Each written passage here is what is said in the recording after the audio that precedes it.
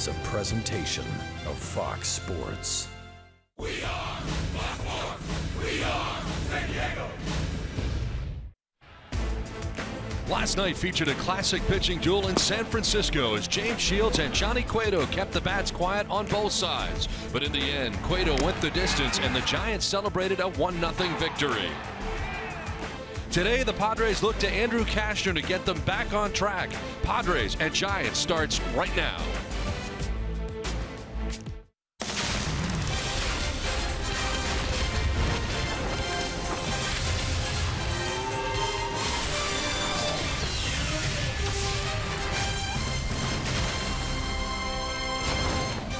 We welcome you to San Francisco, the home of the Giants, on a cloud-covered afternoon, the finale of this 3-game series.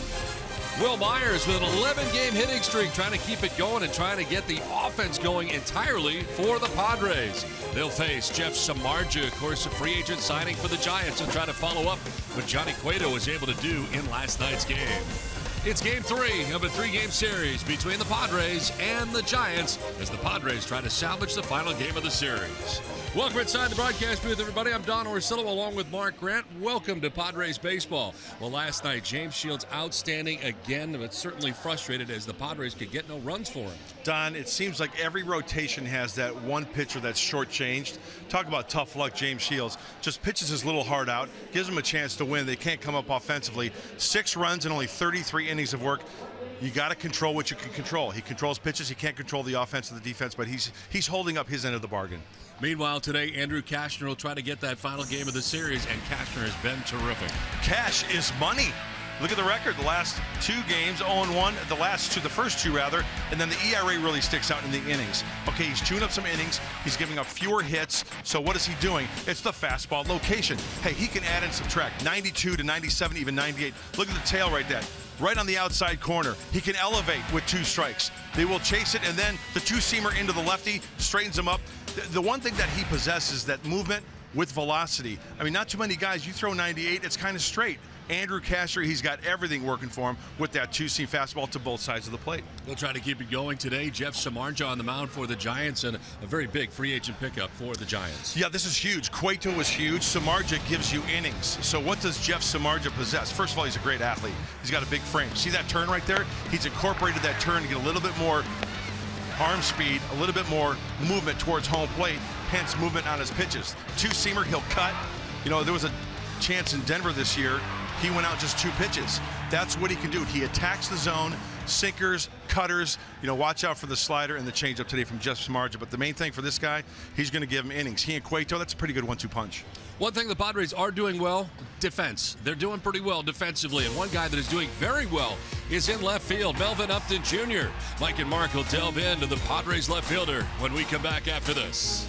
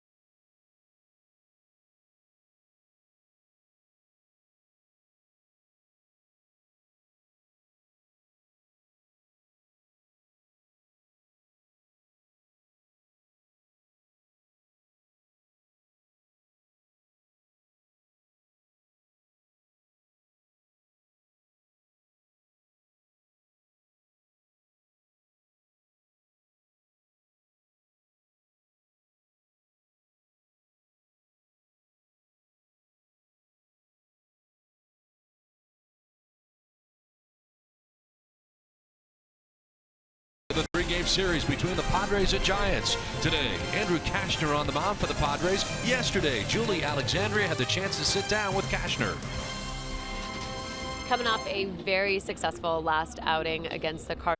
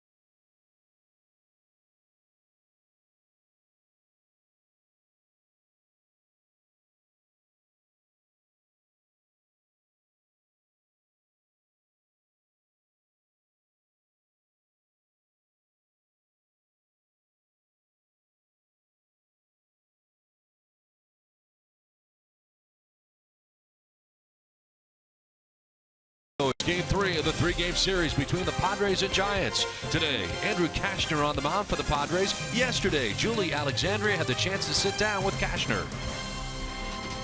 Coming off a very successful last outing against the Cardinals and looking forward to this outing against San Francisco. What sort of challenges, as you've been watching these batters, as far as what you're facing? You know, this is a good team. I think the biggest thing is not allowing guys to do damage on this team. Getting ahead early, getting them out, and really not walk guys. I think that's, as a starting staff, we've been maybe walking too many guys lately, and I think it's just get ahead and put them away early. As far as your last outing, a lot was working for your fastball as well as secondary pitches. What were you leaning on most? I mean, really, my fourth team the other day was kind of one of the pitches I went to a lot, but I threw my slider quite a bit, and my changeup was pretty good also. But just look to mix pitches again on these guys and keep them off balance. Now, your last start, Wil Myers also backed you up pretty great. He's been on an incredible streak. What have you seen from him? I think the biggest thing is he's really staying on the ball down and away. I think at times he kind of, he's the most excited person I've ever seen to want to get up to hit. And, it's a good thing, but I think sometimes, he swings at pitches that aren't his pitches that he can drive, and he's done, man, watching him the last week and driving pitches, it's been phenomenal. Awesome. Thank you so much. We appreciate your time. All right, Julie, well, it's the Padres and Giants. The Padres trying to salvage the last game of the series. We're back with it right after this.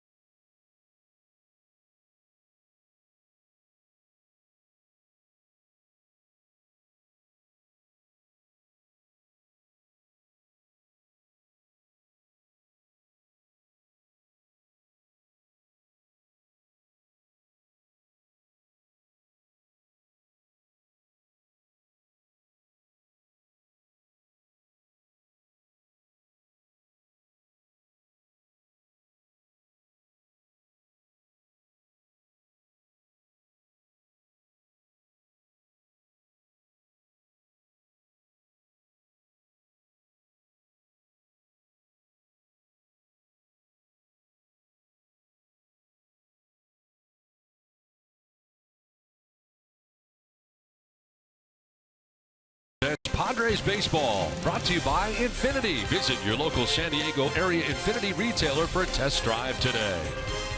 By Petco, your complete pet store. By Tough Turtle Turf, the industry's only lifetime turf. And by Pinnacle on the Park. Make your new home here. Visit pinnacleonthepark.com for details. All right, fans, who are you joining forces with in Saquon's Pick the Stick? Weigh in on Twitter for a chance to win a free foursome of golf courtesy of Saquon Golf Resort. Just hashtag I'm with the last name of the broadcaster you want to join forces with. Of course, it'll be me. If they win, you could win too. One random winner selected nightly or daily in this case, as I went with Derek Norris. You know why? Because his exit velocity has been outstanding lately, and that tells me that he is really close to getting on track. I think he's very, very close. I went with John Jay, Mike Pomerantz, Matt Kemp, Mark Sweeney, Will Myers, and our own Julie Alexandria, going with Melvin Upton Jr. Hopefully everybody pitches in today to win this Game 3 of the series. Well, it turned out to be a beautiful day after it was cloudy earlier, but now it is sunny in San Francisco. Let's check out the Padres lineup. It is brought to you by Toyota. John Jay leads it off. He is in center field with Will Myers at first base. Matt Kemp is in right field, batting third with Melvin Upton Jr. in left. Brett Wallace gets a start. He's at third base with Derek Norris doing the catching. Alexei Ramirez at shortstop with Jamal Weeks at second, batting eighth, and Andrew Kashner, the pitcher, batting out of the 9 spot. The Golden Domer, Jeff Samardzija on the hill for his 5th start, 2014 NL All-Star. Scouting Report is brought to you by UC San Diego Health. He's got the two-seamer, the cutter, the slider, and the split. He went from a split to a change-type grip, but still acts the same way. And when this guy's on, he gets grounders. First pitch of the ball game, and it misses for ball 1. Well, John Jay, .262 average to start the day. No homers, 9 runs batted in. Bats with Matt Duffy, the Giants' third baseman, in on the grass at third. And a foul ball sprayed down the left field line out of play. How about some early points today, Orsillo? Right out of the gate. Yeah. Would be nice. Well, you got partly cloudy right now, 59 degrees. I don't know. It's cloudy You really earlier. can't tell from that angle there, but it's there's clouds. Yeah, it's partly cloudy. There's plenty of sunshine too. The breeze today a little different, blowing from right to left across the outfield. Kind of a swirling wind after back-to-back nights of those flags kind of being pinned out to right. Heavy starch. They make a lot of noise. It's great. I like that. I like the heavy starch in the flags. Yeah. It's almost like being on the marina around the really sailboats on a windy morning. Last night we saw a seal. That's how close it is to being a marina. Yeah. 1-2 pitch, and Jay strikes out. Starts the afternoon. Samardzija gets him. Well, here's the Giants defensively, brought to you by Renovation Realty. Behind Samardzija from left to right in the outfield, Angel Pagan, Denard Span, and Hunter Pence. Around the infield, third to first, Matt Duffy, Brandon Crawford, Joe Panik, and Brandon Belt, with Trevor Brown doing the catching. Day game after the night game. That's how the Giants are handling it, although Derek Norris is catching the day game after the night game for the Padres. Padres do have an off day tomorrow. But certainly he logs a lot of time in behind the dish. 147 games last year for Norris. How about Will Myers, an 11-game hitting streak coming into today? Swinging a hot bat. Looks very comfortable at the plate. Not over swinging. Using the big part of the field. Right center field. Samardzija's going to counter with sinkers in, I think. That's the plan, you think? I think that's the plan. You don't want to get Will Myers extended. He is so strong. Good hitters count here, so a lot will be told how Samardzija is going to attack him in hitters count here. Falls behind him 2-0. And it's on the ground towards third, picked by Duffy. Myers is out number 2 of this first inning.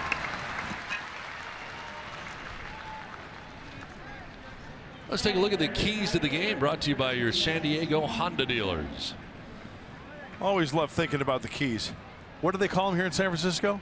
The shark. Jeff Samardzija. So you spear the shark. Get your spear guns out. I don't know. That's a key to the game. That's a key. And get him on, get him in, exclamation point. There's been too many opportunities. Talked to Andy Green before the game today, the manager of the Padres, and you know, they just had so many opportunities, but they haven't come through.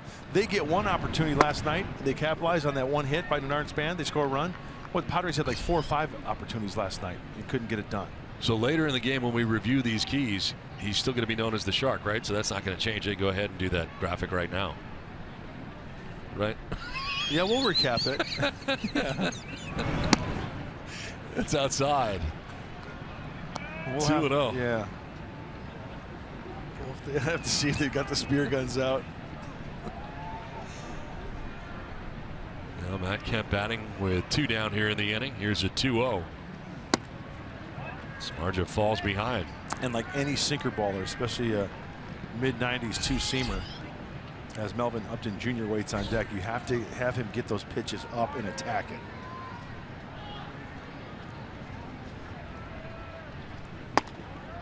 Takes a high strike call. Home plate umpire Clint Fagan today. Vic Carapazza at first base. Crew chief Bill Welke at second base, and DJ Rayburn, who had the plate last night, at third base as we played day baseball. Beautiful AT&T Park.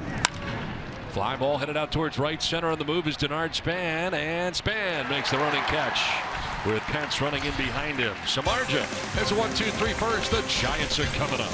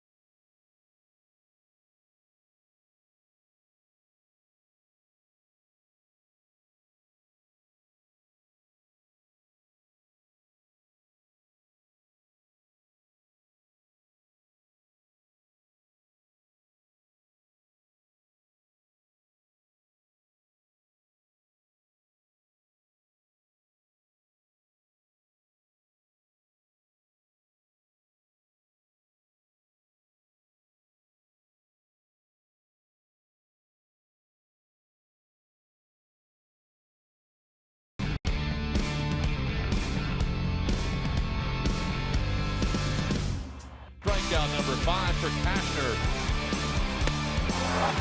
Look at him work! That is a big league pitching by Andrew Cashner. Now, Cashner has been electric the last 2 times out, trying to get going here again today in his 3rd consecutive good start. But to get some offense behind him as well. Deals with the top of the Giants order.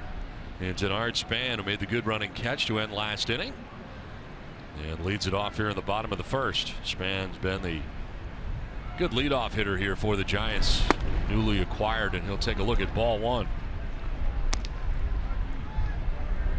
Just when you thought it was safe to go in the water, it's a shark with a giant shark. Yeah. Can they spear the shark? Will the Padres need a bigger boat? Foul to the screen, one of the keys to the game. Spear the shark. Span at 256 with a home run, 12 runs batted in for his top spot in the order. Seems like he's had a lot of guys on when he comes up because of what Pagan has been doing at the bottom of the lineup for the Giants, at least in this series. Pagan moving up in the order today. There's a pop-up left side. Brett Wallace drifting back to drop the baseball. That's Alexi's ball. It's a fair ball, and reaching at first is Span. And a miscue there by Brett Wallace. I think that's Alexei's ball. He's got the better angle on it. Brett Wallace is backpedaling a little bit. Actually, he's got his he's going sideways. But you know, Alexei kind of gave a flat. Watch Alexei right there. I think Alexei's got to take charge. What do you think? I think it's easier for him to make that play. Coming and we see that all the play on that pop fly down the line like that. It's a better angle for the shortstop to be in control. And Brett Wallace, quite frankly, is not used to being on that side of the field either. Not a lot of starts at third base. There's Joe Panic, who takes a strike. You know, thank goodness for the Padres standpoint that Span is only on first base. Yeah, had he been running full bore, he might have been around at second. He could have been on second. Well, this is an area that Andrew Cashner has had experience with. You look back to last year and the number of unearned runs that were scored against him, and unfortunately the defense behind him was not the best. Yeah. But one thing he has done certainly is been able to kind of bear down and not worry about that, not let that error bother you. It's hard to do. It can be taxing, but you're exactly right. Big league pitchers, and Andrew's a tough guy out there. You know, he can bow his neck and try to make a good pitch to get a double player. It falls into the category of I can't control that. He made his pitch.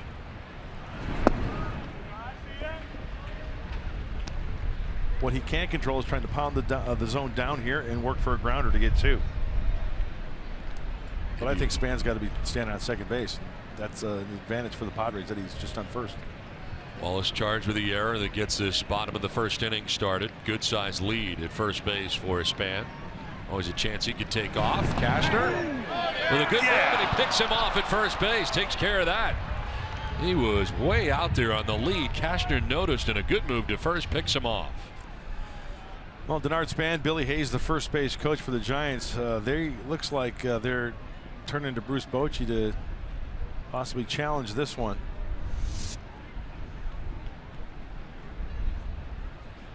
He got him on the backside, didn't he? It looks like Span maybe got his hand in. Yep, he may have.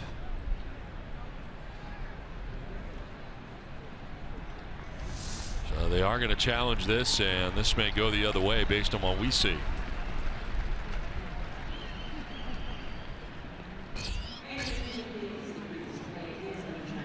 This system has really changed the game, hasn't it? It's unbelievable. Absolutely. Yeah. From a pitcher standpoint, now you go out in back of the mound, you have a chat with one of your infielders, you kind of lose your rhythm a little bit. You want to try to establish that rhythm early as we take another look. Hasn't tagged him yet.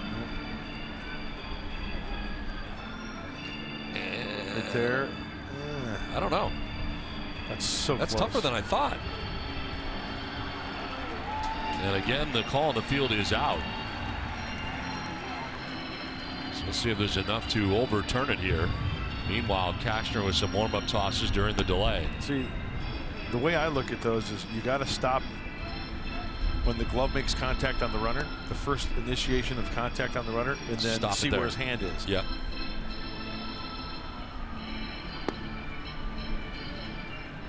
So as you take a look, you know, I'm not sure how they do it in New York, but I always look at the glove. Okay, when he makes contact, when does he make contact? Can you really tell? Right there. And then where's his hand? Is it on the bag? Was his hand already on the bag? His I think fingers so. were, right? Well, that's good. That's a new way for me to look at it. I don't do that. I had How did you do it? Before I was looking at his hand first, and then going back to look at the glove. Yeah. You reverse it. I think you got to look at the tag I think first, you're and then right. find out where his foot or hand is. Okay, right there. Is the glove starting to move? Yes. And it looks like he's already on the bag, right? Yes.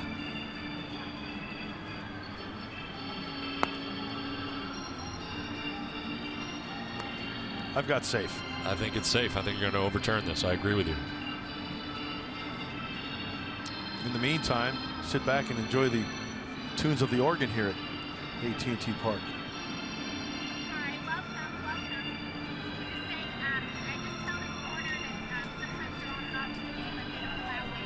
Safe. So Span not picked off at first base. Challenge won by the Giants.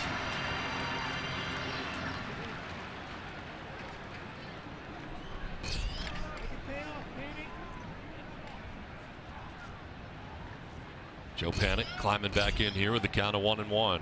There's Bochy at the helm of these Giants, hoping the even year thing continues for the Giants. An amazing run here with San Francisco. In the dirt and well off of the secondary lead was Span, but was able to get back. Norris blocking that ball.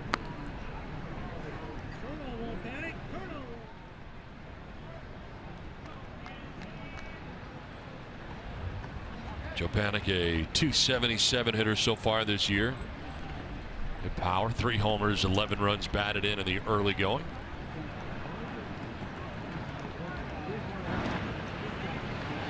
Castro's got some quick feet for a big man. And you know what? A disadvantage having the right-handed first baseman. You know, a left-hander, you can let that ball travel a little bit more before you catch it because the ball travels quicker than the ball in the glove. You catch the ball and you go with the tag, right?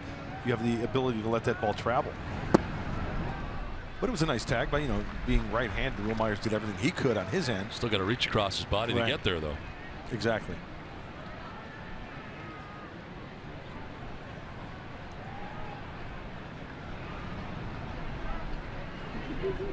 Double play depth on the Padres in the infield. And a pitch that picks up the outside corner for strike 2. That's what we talked about Andrew Cashner in our open. Fastball to both sides of the plate. Look at that movement and perfect location. Knee high outside corner.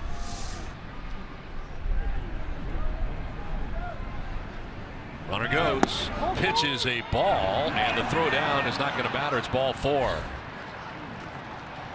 So an error and a walk, 2 on here right now for the Giants without anybody out. Let's take a look at the Giants lineup brought to you by Hyundai. Already seen Denard Span in center, Joe Panik at second. Matt Duffy's coming up. He's a third baseman. Brandon Belt at first base with Brandon Crawford at shortstop. Hunter Pence is in right with Angel Pagan in left. Trevor Brown does the catching, batting 8th, and Jeff Samardzija batting 9th, the pitcher for the Giants. Bruce Bochy in the first 2 games of this series had his pitcher bat 8th. Today he has Samardzija bat 9th and moves Pagan up. I think part of that is that the backup catcher Trevor Brown is catching, and Buster Posey is out of the lineup at least to begin this game today. So the pitcher batting out of the 9 spot. Duffy, a .238 hitter, 2 homers, 9 runs batted in.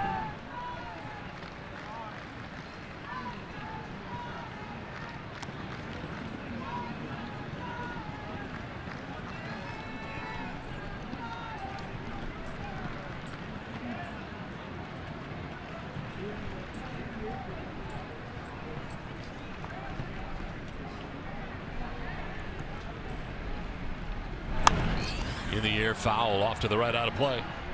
Andrew Cashner on the hill making his 5th start, and the scout report for the Conroe Comet. See, it's very windy on the field. Hey, aggressive with the fastball. We documented that. And he's got a very good changeup as well. Sometimes he has a tendency to maybe guide the slider. He's got to really grip it and rip it and throw it, be aggressive with it. But the changeup, I think, is a very effective pitch for Andrew. He's got a darn good one.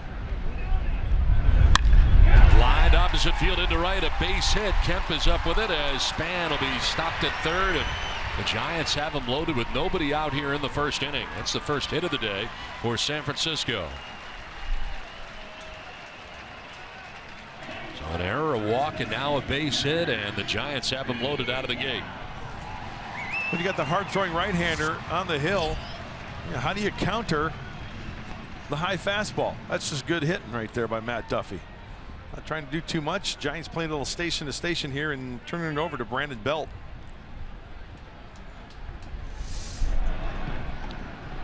Bases filled with Giants. Brandon Belt standing in on the left side. In the cleanup spot today. He'll take a pitch up high. So Cashner being tested here right out of the gate in this first inning. 3 homers, 11 runs driven in for Belt.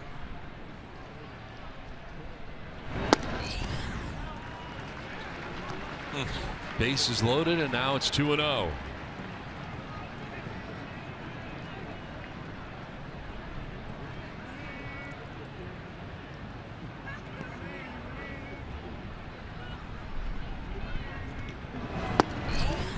Outside, framed there by Norris.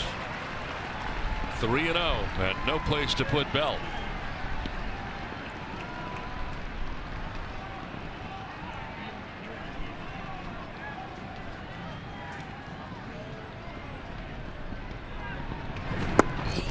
There's a strike right on that outside corner. Throws there again. The ideal situation, Andrew Cashner being such a great athlete, a comebacker to him, the old 1-2-3 play. Brett Wallace, even with the bag at third, a grounder to him, he'd come home. Belt's going to lift a fly ball out towards left center field. Back goes John Jay onto the track. He'll leap and make the catch out there. Plenty deep enough for Span to tag and score the game's first run. And moving from second to third is Panic on the sac fly for Brandon Belt. Went a long way out there to left center field. But John Jay's back there to make the catch, but it's the Giants who take a 1-0 lead. Trying to battle back from 3-0, and Belt does a nice job. Outer half of the plate, not trying to do too much. Now here's the situation. They got that one out, double play still in order. If Andrew Cashner can get out of this mess with just one run, I'll take that. Absolutely. Bases loaded, nobody out, especially here in the first inning. And that wind is a whipping down there on the field. Blowing straight out to left, right. Check that. Right out to right as we speak. Right center. Well, Brandon Crawford in on the left side. Infield at double play depth. That would be terrific. As a pitch a miss for ball one.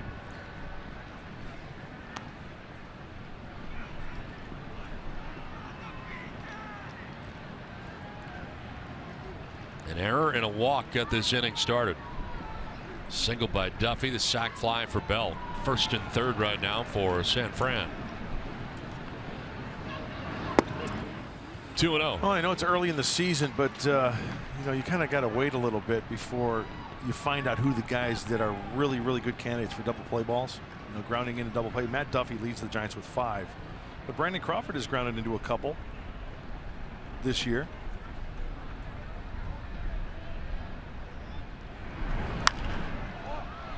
Trying to get something in the air here and get Panic home from third. They had to feel for James Shields in last night's game. Pitched so well. Padres just could not come up with a run for him. And Johnny Cueto gets his 100th victory here last night. Oh boy, the pointer is out. Yep. On the ground, foul outside of first. Here's the Padres defensively. It's brought to you by your San Diego County Ford dealers. Left to right, Melvin Upton Jr. with John Jay at center. Matt Kemp in right. Brett Wallace at third base. Alexei Ramirez at short. Jamal Weeks at second. Will Myers at first. And as Derek Norris doing the catching for Andrew Cashner. And Cashner having a very taxing first inning. Stressful. His 23rd pitch of this first inning coming up. Runner goes at first and Crawford slaps it foul.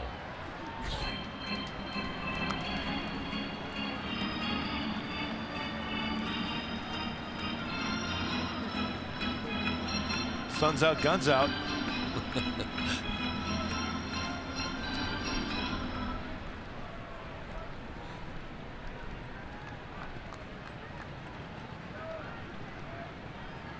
John Jay moves over into left center field for Crawford to go the other way. In fact, Kemp well off the line and right. Not expecting Crawford to pull. Goes the other way as anticipated. Melvin Upton Jr. getting himself ready, coming in on it to make the catch. Tagging, no throw. Panic will score. And the Giants take a 2-0 lead. Another sac fly. This time it's Brandon Crawford.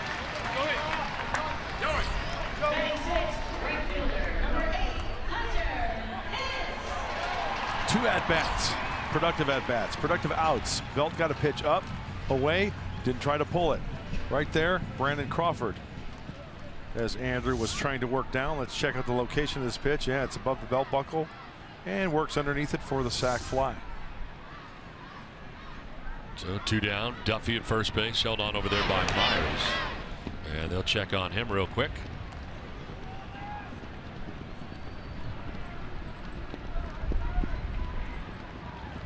.266, 4 homers, 14 runs batted in for Pence.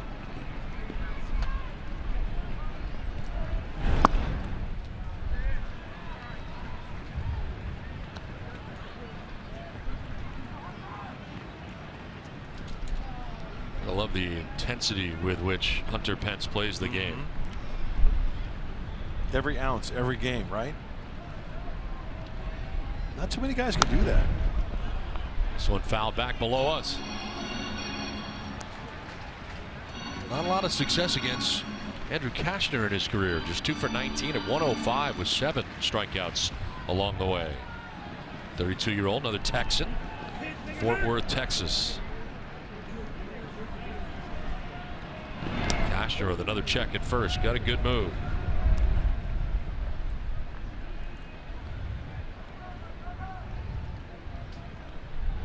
For Hunter Pence. That's the Royals in 2014. Hit .444 in the World Series.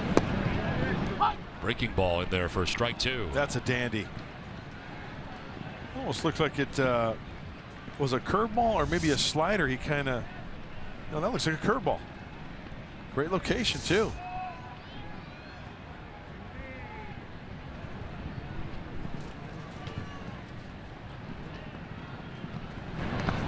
That'll skip in. Norris does a good job of blocking it. No advance. I'll tell you what, today is a day on that field where it's a red flag warning for your tube. If you got a hair hat, hold on to your hair hat. A hair hat? Yeah. You better make sure that glue. You're talking about fake moss. And that tape is secure because it's a whipping down there, yo. Is in the air to right. Kemp on the move. Dodge can't get it. This is trouble. Back to the track in the wall. Duffy's going to score from first. Where will Pence end up? He's headed for third. He'll get there standing. 3-0 San Francisco. Kemp kind of gambled out there thinking he may get it on the dive. It gets by him, and when it does here, it's going to roll a long way. You know, this ball off the right-handed bat of Pence, that ball is going to be slicing, and Matt Kemp lays out just out of the reach, and everybody is off and running. Now the Giants adding on, and another crooked number early on for Andrew Cashner and the Padres. Here it is again. It's a high two-seamer. Looks like a two-seamer. And once again, lefties going the other way, right, for the sac flies. Hunter Pence going the opposite way, which is good hitting. 0-2 down. Pence ends up 90 feet away, and Cashner not out of the jam yet as Pagan comes up here. As the guy's been on fire. And a .342 average coming into this game. Batting out of the 9 spot in the first 2 games of the series.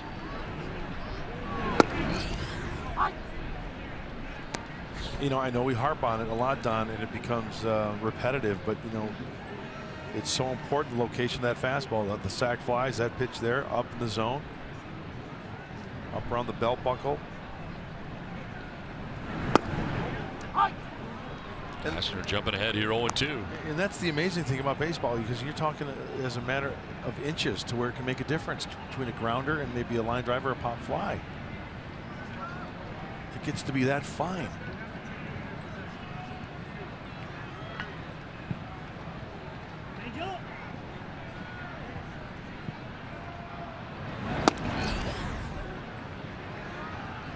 I guess you can't think of it that way as a pitcher, because you really can psych yourself out, I think.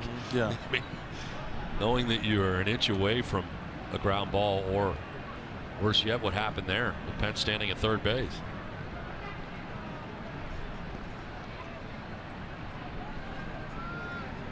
Short lead at third for Pence. Look out, Pagan jumping back out of the way. And the Giants have given Jeff Samardzija a 3-0 advantage, and the inning not over yet here in the last half of the first.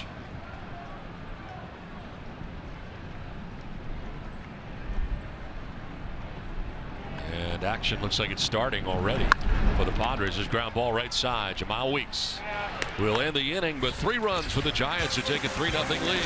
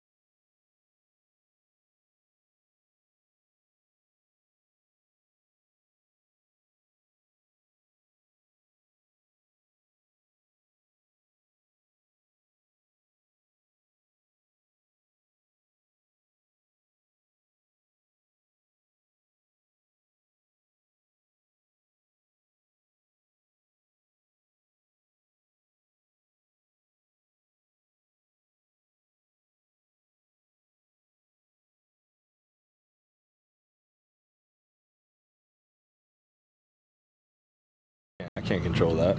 I mean, you know, I can't control what happens on offensively. I just can control what I can do out on the mound, and that's it. I mean, you know, I try to throw quality starts and get deep into the game. I mean, you know, our bullpen's been kind of taking the brunt over the last few games, and it was nice to just go deep in the game and give them a rest. So, hope I did my job in that. Last night's pitcher James Shields on a very disappointing loss. That's his 4th loss on the season. But like he said, the bright side, he did save the bullpen. He went a full 7 innings, affording them some much needed rest. Guys? Thanks, Julie. As Melvin Upton Jr. leads it off. And boy, he did a great job last night. Pitched so well. Nothing to show for it, unfortunately. Well pitched ball game on both sides. You mentioned Johnny Cueto able to get his 100th career victory here last night. The complete game shutout. Now Samardzija with a different look there. He mixes it up. Not quite as much as Cueto, but a little Cueto there for you. Yeah, he turns his back to the hitter at times, gets a little bit more momentum towards home plate. Doesn't have the pause, though. Pretty much the same every single time. Kind of a low 3/4 arm angle as well from the big right-hander. Upton at 257 to start the day. 2 homers, 8 runs batted in. Padres playing from behind early in this one as they bat in the 2nd. They were retired by Samardzija on 12 pitches in a 1-2-3 first inning. Get a better look at that delivery. Showing them the number 29 coming at you.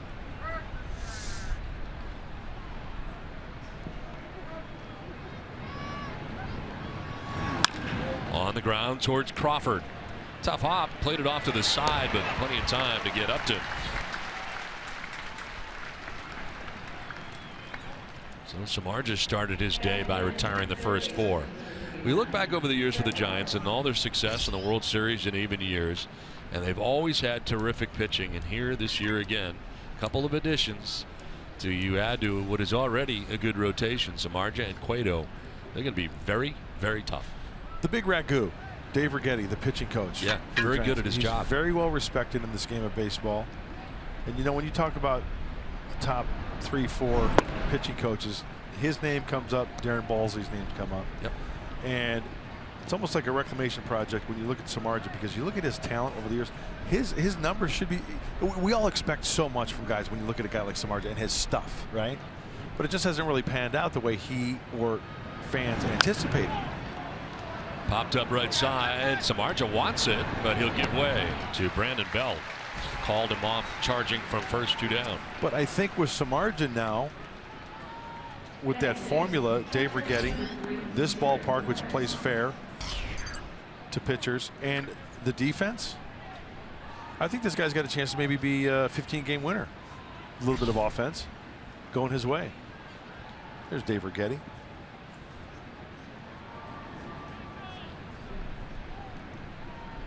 The most wins Samardzija has ever had in a season was 11. 11-13 last year with the White Sox. 32 starts for Chicago, spending the entire year with the White Sox. His numbers against the Padres, pretty good. 4 starts, 3-1. ERA under 3. Broke into the big leagues in 2008. He's a member of the Cubs.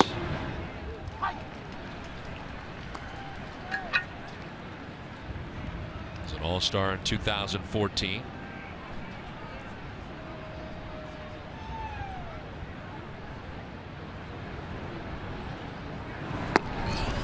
Another one of those pitchers, Don, that you got to get to him early, because once he finds that groove, once he finds that feel for that 2-seamer, he's going to load a lot of ground balls, keep the ball on the ground, and have some quick innings.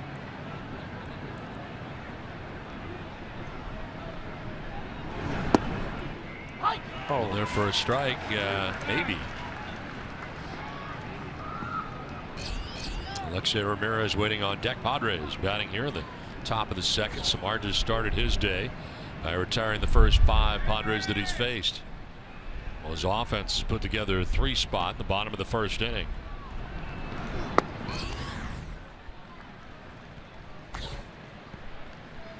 A durable guy too. Last year up over 200 innings. 214 to be exact, making 32 starts for the White Sox. Yeah, he and Cueto are going to chew up some innings. No doubt about that. Foul tip held onto by Trevor Brown. Strikeout number 2 for Samardzija. 3-0 Giants.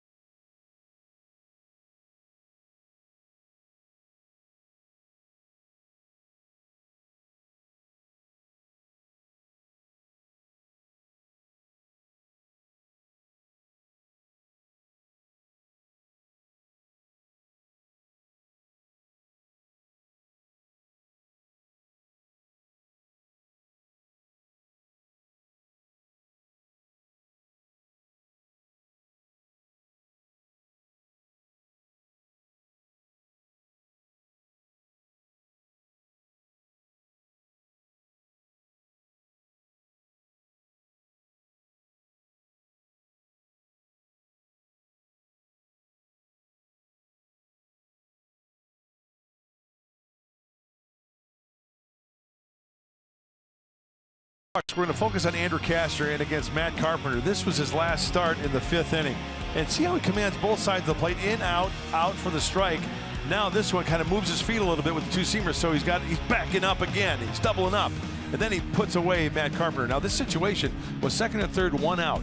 Andrew has proven he can be backed into a corner and work his way out. He's got some adjustments to make this afternoon. A lot of pitches are up, but that was a great sequence that Andrew Cashner had against Matt Carpenter last start. Now Trevor Brown to lead it off here in the bottom of the 2nd inning. Brown, Samardzija, and Span 8-9-1 in the Giants order. Cashner starts him off with strike 1.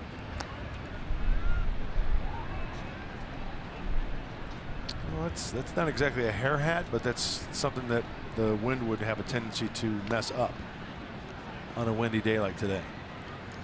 Now when you say hair hat, is that just a toupee, or are you talking about some systems and some weaves and some other stuff that can take place? I mean, what institutes a hair hat for you? Something that is taped to your skull? I'm talking tape and some type of glue. Substance. Right. Because you can go straight convertible top on a day like today. You get caught and it can give way. 2-2. I'm learning mud speak as time goes on here. I mean, this is only what, like game 4 for us? I'm getting it. This is the first really windy day, though, so I'm learning some things about that. And as an infielder, outfielder, you got to keep those feet moving. You think it's bad here? Did you ever go to Candlestick? I've never been to Candlestick. Yeah, I think it was worse at Candlestick than it is here. I mean, even though we're right on, well, Candlestick Point was right on the water as well, but it had that swirling effect. It was enclosed. You know, here you've got open from foul pole to foul pole. You do have the big scoreboard, but still, Candlestick was gnarly. Swing and a miss. Good pitch down and away, and chasing is Brown to strike out. First strikeout of the day for Andrew Cashner. Okay, the adjustment starts now. This looks like a slider, breaking ball, curveball, if you want to call it. Smothered by Norris nicely for the first out. It's all about adjustments.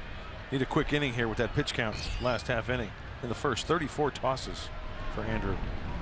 Jeff Samardzija, 3 hits on the year. He's 3 for 13.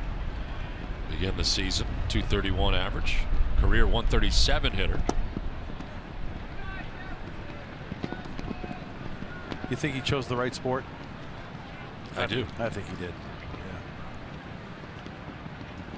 Of course, played football at Notre Dame. Great athlete.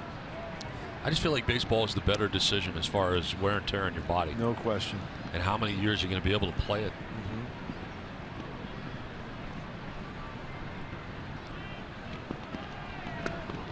Swing and a miss. Get some footage for you. Jeff Samardzija, Notre Dame. Talk about playing in front of big crowds, national TV. Hey, at the college level, when you're on every weekend, with a little antagonistic. Did you see that? So come on, bring it on. Antagonizing the defenders. You think he got a penalty for that? I don't think so. I don't think it was really taunting. It was really confidence.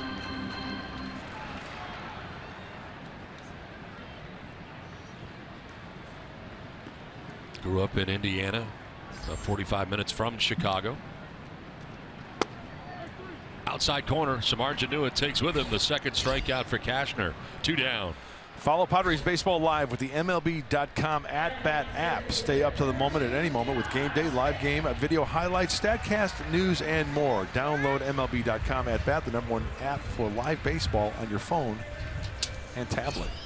Buster Posey out of the lineup today for the Giants, at least to begin the game, as it is Trevor Brown doing the catching, the day game after the night game.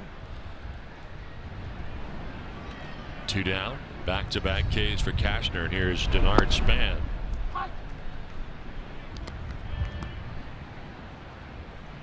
Span reached on the error on a pop-up dropped by Brett Wallace, the third baseman, back in the first inning. They got that inning started for the Giants. They go on to score 3 times.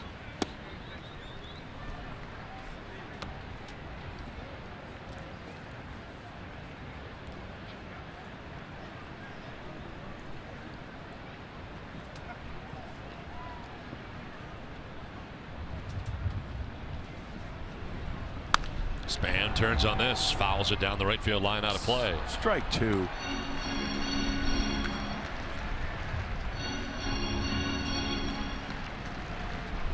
That's why you bring your glove to the yard.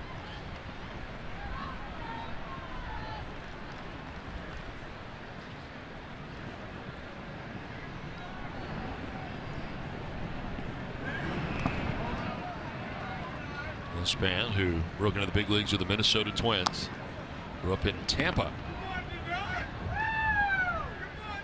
Good addition for the Giants, really at the top of their order. Yep. Kind of gives you that prototypical leadoff type guy, veteran presence in the lineup. Signed by the Twins initially out of high school, 20th pick overall in 2002. Full count. Very selective.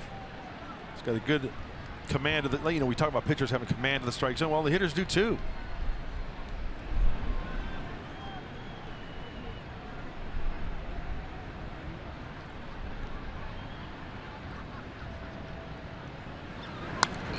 Slaps it foul to the screen. We'll do it again. 3-2.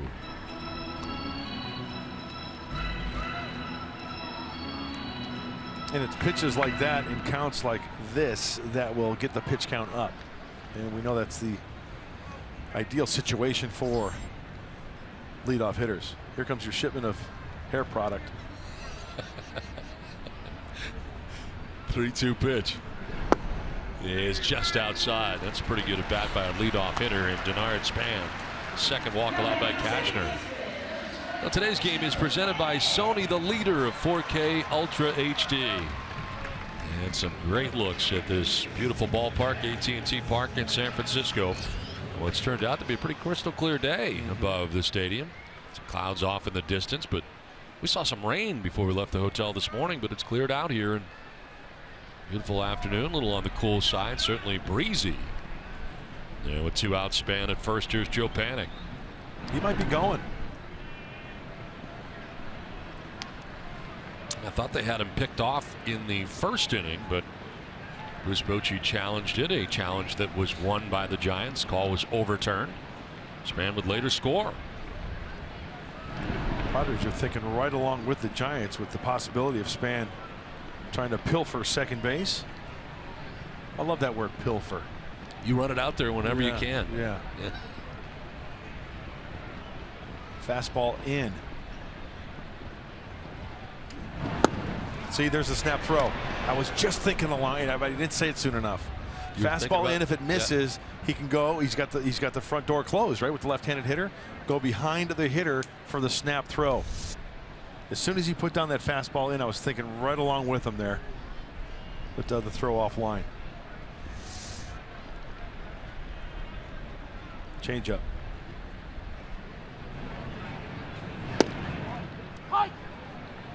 You know what I like instead of steals? What? Thefts. I like that. Yeah. I like to break it up. Different words for different meanings, you know, because you kind of get into a rut sometimes. Absolutely. Run the same stuff out there. Yeah. I mean, you do this every day for 3 hours a day. You're going to say some of the same stuff. Mm-hmm. You try not to. But then there are some people who spend time looking at a thesaurus and coming up with different ways to say things. Guys like Mark Grant. I mean, it's a real thing too. I'm not just kidding. You know what I did this offseason?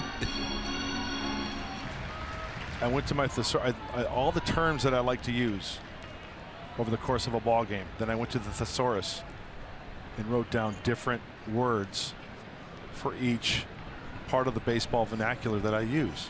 I mean, I'm serious. I want to. Let's practice. Right? Let me throw something out. Other words for tendency. Impulse, custom, habit, bias, inclination, trend, elevated. We talked about elevated fastballs, heightened, lofty, raised. In the air to center field. John Jay going back. It'll stay in the yard. He's got room. He'll make the catch. Sorry you're so well rounded. Nice procedure of pitches right there by Andrew Cash.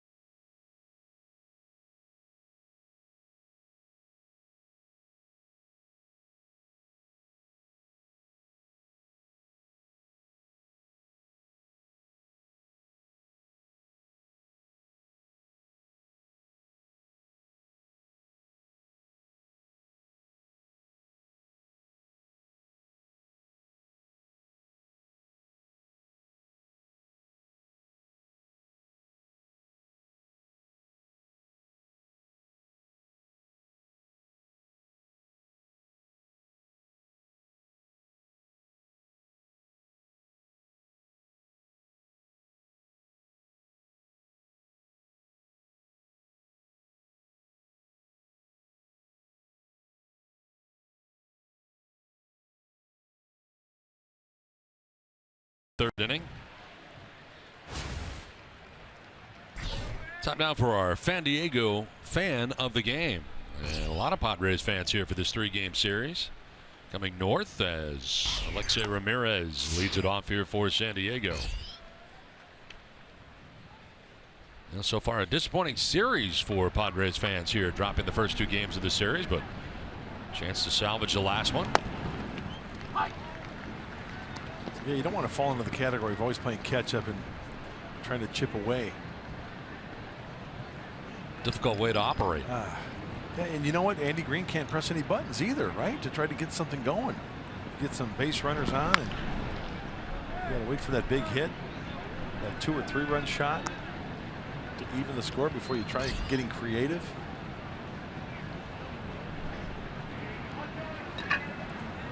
6 in a row retired by Samardzija in this game, 2 by way of the K. 1-2 pitch in the air to right field. That's falling fast. That's going to drop in for a base hit. First hit and first base runner of the day for San Diego, Alexei Ramirez. We talk about Andrew Kastner having to make an adjustment. Well, Samardzija, the two-seam pitcher. Let's see this pitch here. He wanted to go up and out of the zone. That was a levitated pitch there that he spanked the opposite way. Stayed on it nicely, didn't try to pull it. Jamal Weeks shows bunt, gets out of the way. Fastball at 92 grabs his attention. It wasn't just levitated, I think it was lofty. That too.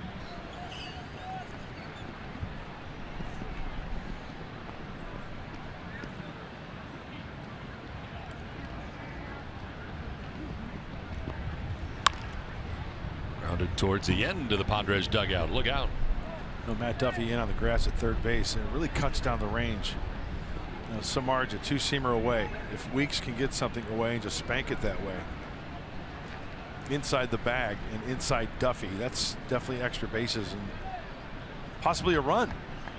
Samardzija, pretty big guy, 6'5", 225 pounds.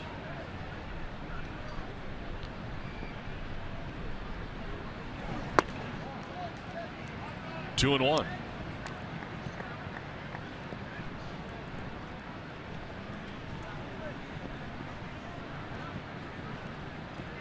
Got a plan here for Weeks to go the other way. Angel Pagan, the left fielder, has really moved over towards the line in left.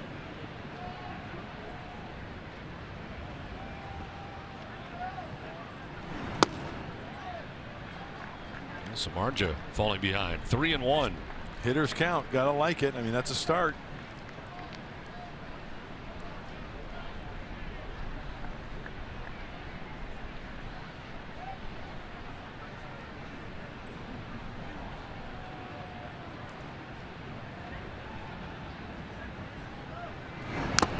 Swinging a foul, and look out, that staggers Trevor Brown, the catcher.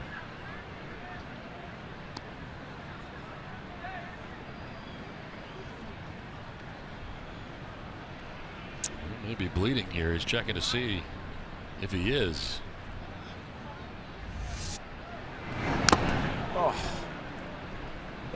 that literally knocked him back on his heels.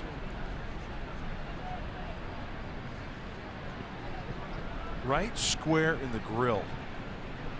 Look at that. He just got a jab right to the chin, like in the boxing ring. Back on his heels.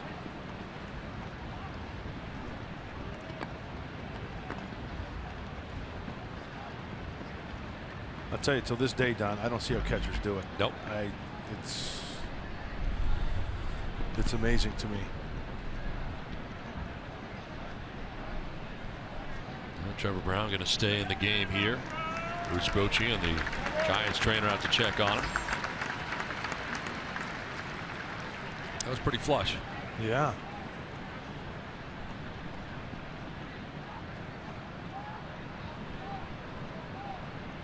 So a full count now to Jamal Weeks with nobody out, runner at first base.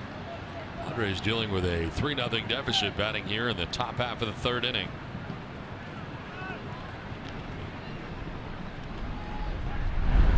Talking to Derek Norris recently, and he was talking about some days in Oakland when he was with the A's, and he told me once he got a foul ball right off the grill, and it took him a while to remember the at bat. Oh. A lot of cobwebs, shaken up, big time. A foul ball here by Weeks. You think about it too, then you got to go back to calling the game, putting signs down, and I mean, it happens. Happens to every catcher all the time. How about back in the day when they didn't wear the helmets underneath? They just wore the cap backwards. Yes. And you get a guy with a big backswing. Yeah. And then you get a right in the dome. Oh.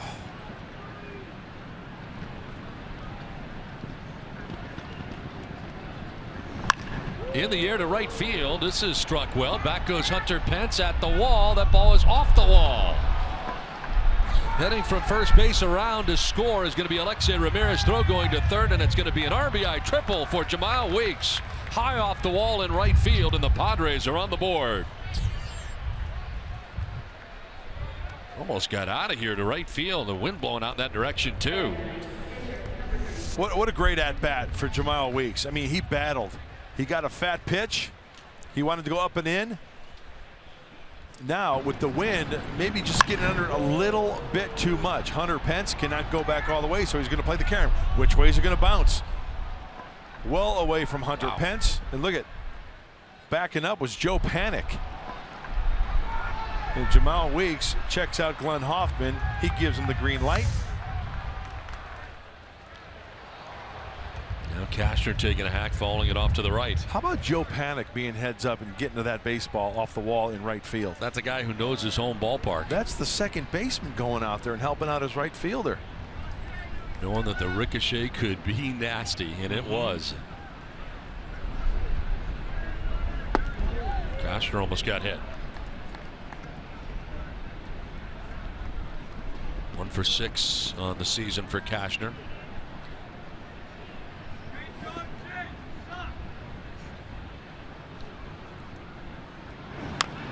On the ground, foul. Well, here's what you're dealing with out there. Not easy.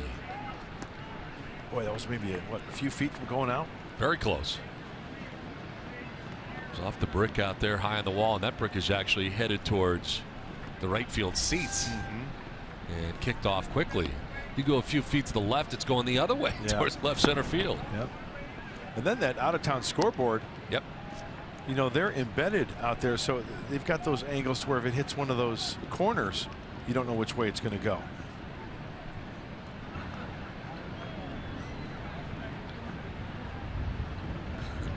Two is fouled off. Now, embedded is a word you just came up with on your own. It's not on your thesaurus list of anything else. Does that really count, though, embedded? Does it? I was trying to think of. It's within the wall, so yeah, I'd say so. Really? Yeah. It fits. Works in a sentence.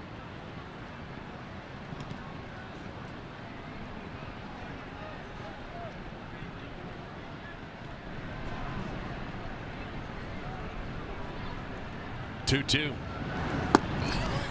Samardzija here battling with Cashner. Good at bat for Cashner, if nothing else, driving up the pitch count here for Samardzija up to 43 pitches. Trying to help out his own cause and draw within a run here. Trying to produce. Weeks from third base. Nobody out here in the third inning. Broken back grounder by the mound. Crawford thought about coming home, but he'll go to first base and a run will score. So it is a one-run game. Andrew Cashner on a ground out picks up an RBI, and it's 3-2 now, Giants. Hey, another battle, another good at bat by a Padre. We saw Jamal Weeks end up with the RBI triple. Andrew Cashner fights one off, and that bat will die happy. He gets sawed off, and here it is. Crawford, he's thinking about it. Nah, still plenty of baseball left. Get the for sure out. See Samardzija throw out that bare hand trying to get it on the way by. So one out, base is empty. Here's John Jay. Second time through, the Padres order down for Jeff Samardzija.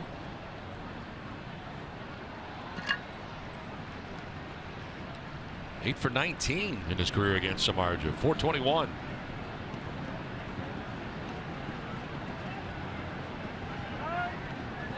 Do you have John Jay pick the stick today? I did. Yeah. I went with the Chief Justice. You can see why. Yeah.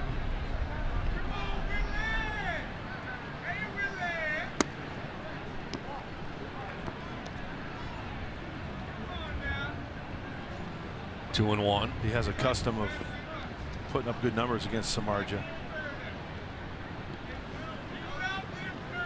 Samardzija with a 3.00 ERA to go along that 2-1 record. There's a line drive, base hit into right field. So going down to get that is John Jay. He singles to right. Third hit of the inning now for the Padres.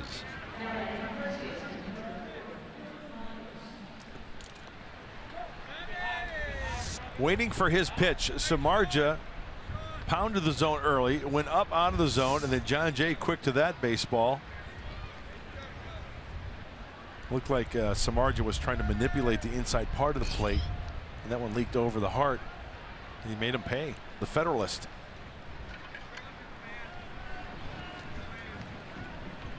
And Will Myers coming up, grounded out to third base in the first inning, 0 for 1.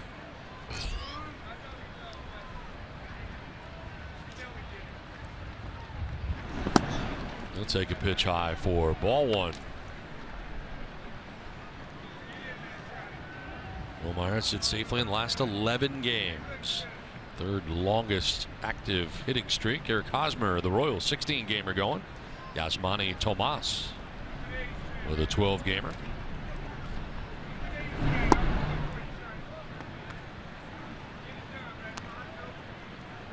Well, in this early part of the season, Jeff Samardzija making his 5th start, he's given up 2 home runs. Last year he gave up 29 with the White Sox. Led the American League in that category. Yeah. 32 games started for the righty. That's where he needs to be effective.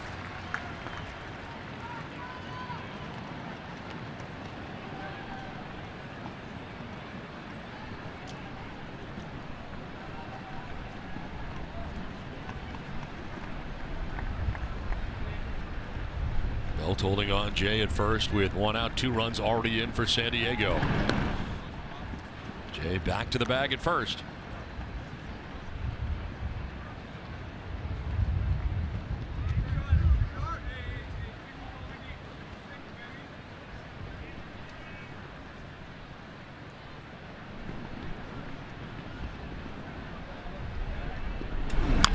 On the ground, foul. And it'll even up at 2-2 now to Myers. 306 batting average to start the day for Will Myers, riding that 11-game hitting streak coming in. Padres will have tomorrow off, and then Andy Green's team begins a 3-game weekend series against the Los Angeles Dodgers. As the Dodgers were at Petco Park to begin the year. 2-2, swung on, foul tipped into the catcher's mitt for strike 3. Elevated, and Samardzija gets his 3rd strikeout, 2 down. Sometimes Samardzija will go out of the zone by design. I don't think that was the intent right there, because he wanted it down and away. Brown was set up down and away. But that's the luxury you have as a pitcher. When you have movement plus a little bit of velocity, mid-90s, you can miss at times, and you'll get the swing and miss.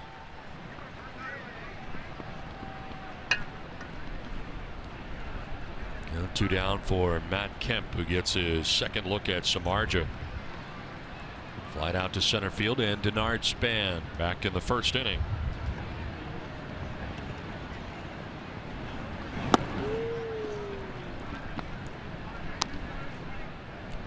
So a mislocation is not always a bad thing, as it turned out there. No, you're absolutely right.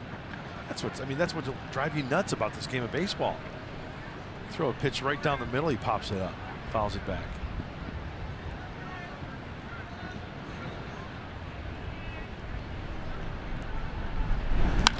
In the air to deep left field for Matt Kemp. See you later. That is high, deep, and very gone. A 2-run home run for Matt Kemp, and the Padres have come back to take a 4-3 lead. Well, he got all of that one. Home run number 6 of the year for Matt Kemp.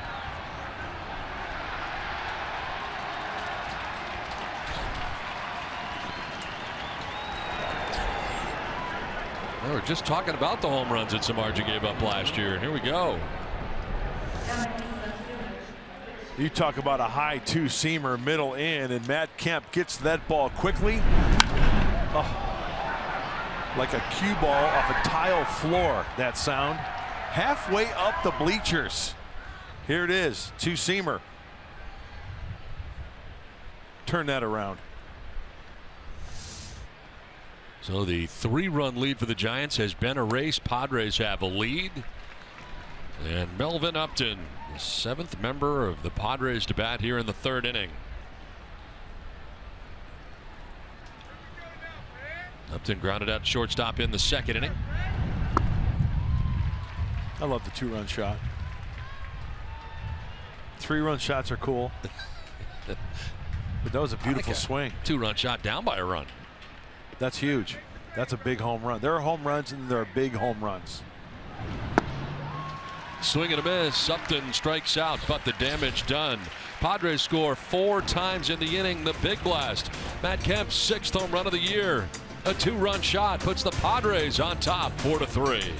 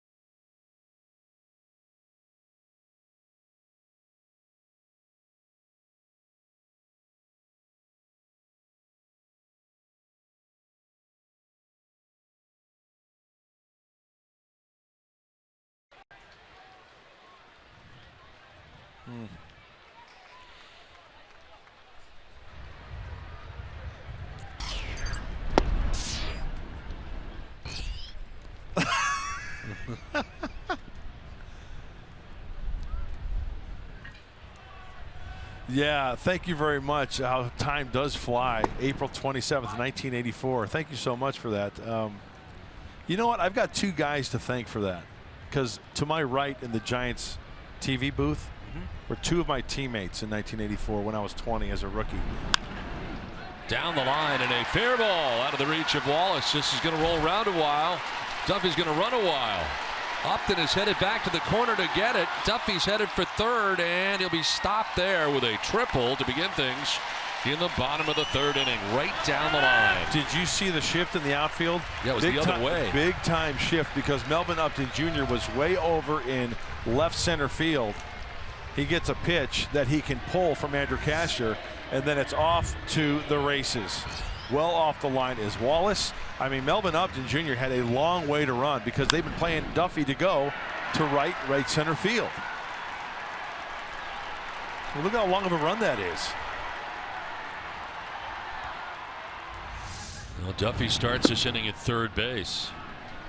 As you were saying about your 2 great friends. Yes, Dwayne Kuiper and Mike Krukow. I could not have handpicked 2 better teammates there they are, to be. Line to right field, and this will get down to the corner, and from third comes Duffy. Giants have tied it up. It's an RBI double for Brandon Belt, and we're tied at 4. That was fast. Triple and a single, and it's tied up. Well, the ideal thing is, you know, in this game of baseball, when you battle back and drop the 4 spot to take the lead after the Giants scored 3 in the 1st, you want to hold them, throw up a 0, but the Giants putting together a couple of extra base hits to spoil that, and we're back knotted up at 4. So Belt at second with nobody out, a run in, and Brandon Crawford the batter. But anyway, I couldn't have handpicked 2 better teammates to teach me what it was like to be a big leaguer, to cheer for your teammates, to be a team player, than those 2 guys, Kruk and Kuip. Love those guys dearly. 2 of my best friends in the game. Well, it's funny, too, because you hear from a lot of guys in that era that when rookies arrive, they weren't treated all that well by the veterans. That doesn't sound like that was the case for you at all. No, they took me right in, and still to this day, give me a hard time. Yes, I've heard that. I mean, it's just nonstop. But no, those are two of the best right there. Fly ball, left field, Wynn pushing it back towards Upton. He's battling the sun, but he'll make the catch. No advance for Belt at second base. That's the first out here at the bottom of the third inning. Let me tell you what they did. 1984, I was 20 years old. I'm from the Chicago area, so we go to Wrigley Field. We go into the clubhouse. They've got really small lockers, but they have this one locker that's like a double-sized locker. And usually the veteran guy's there, right? They put the vet with the most time there. Absolutely. So I walk in, I'm all, you know, bright-eyed, bushy-tailed at Wrigley Field. I mean, this is the place my dad took me as a kid. Now I'm actually suiting up as a big leaguer to play. So I'm looking in the clubhouse. Where's my locker? Where's my locker? It's the biggest locker. It says Mays, McCovey, Stargell, Grant. They put me in the veterans locker. That's awesome. Oh, it was great. That's awesome. It was great. What was that like for you, that entire series? Oh my gosh, just a lot of family members. I think I left 50 or 60 people on the pass list. Mom and dad, grandparents. Wow. Yeah, it was great. But they put all the greats up there. Musial, McCovey, Mays, Stargell.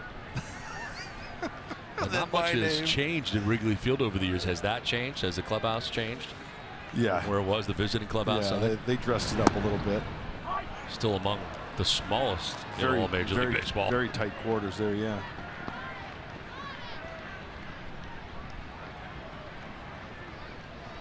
A double by Brandon Belt off Cashner. Scored Duffy to tie this game. Now Hunter Pence trying to put the Giants back on top again. At one point they enjoyed a 3-0 advantage in this game. Infield playing to pull. Wallace a dive away from the line, and Alexei in the hole, 5.5 hole. Ooh, nice pick. Wow, how did he pick that one?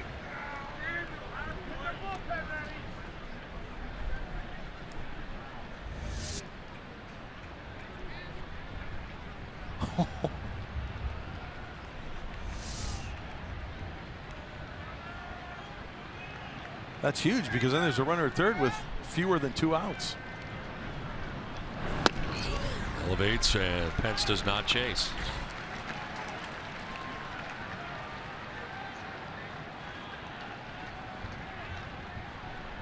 Hunter Pence with a triple and a run batted in the first inning. Inning his second at bat against Andrew Cashner, already to be pitch 72. Fouled off to the right, out of play. It looks like another capacity crowd on hand here today. Day baseball from San Francisco. Lots of sunshine here today. The finale of this 3-game series.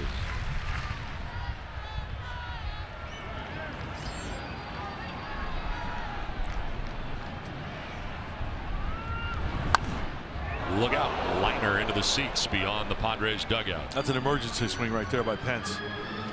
Great pitch down and away, trying to protect. Fouls it off to get another crack at it. I think a changeup, a really good changeup would be good here. Looks like everybody's all right down there. Baseball. Going home happy.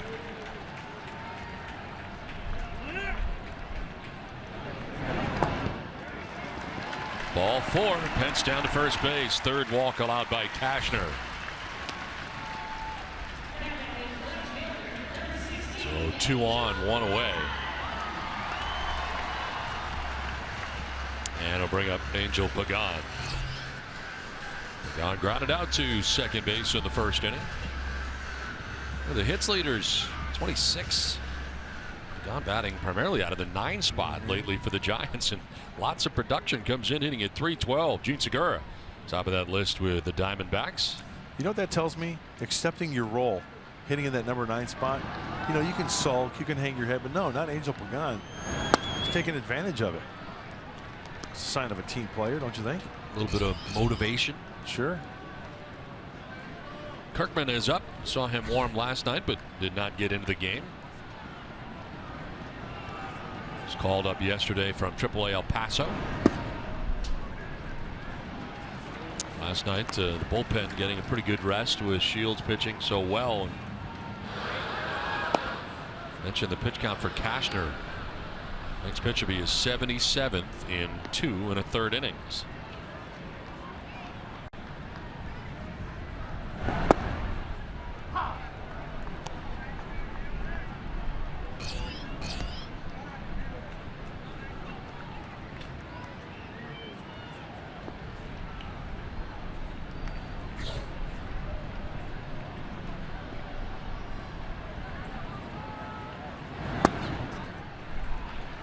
Three and one. Cashner has walked 3, struck out 2. Coming off back-to-back very good outings. No decision against Arizona. Giving up 1 run in 6 innings and a win against St. Louis. Big swing and a miss there. Pretty good rip for Angel Pagan. Cashner, 29 years of age, 5th start of the year here today. 2nd of the year on the road. He had pitched at Philadelphia, got a no decision, 5 innings, 3 runs in that game against the Phillies. Swinging a foul tip, but off the glove of Norris. Yeah, that's one of those you really can't practice as a catcher, right? You either finds that pocket or not. Yeah, exactly. Yeah.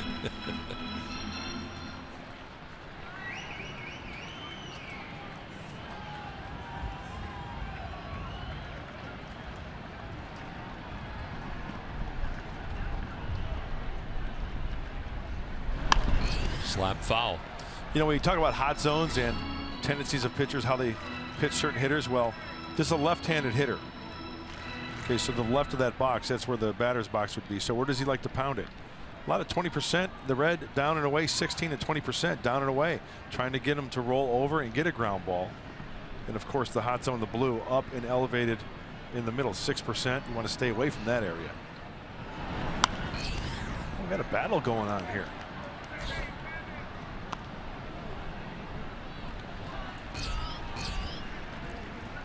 A pitch at bat to this point. With Belt at second, Pence at first, 1 out, a run in.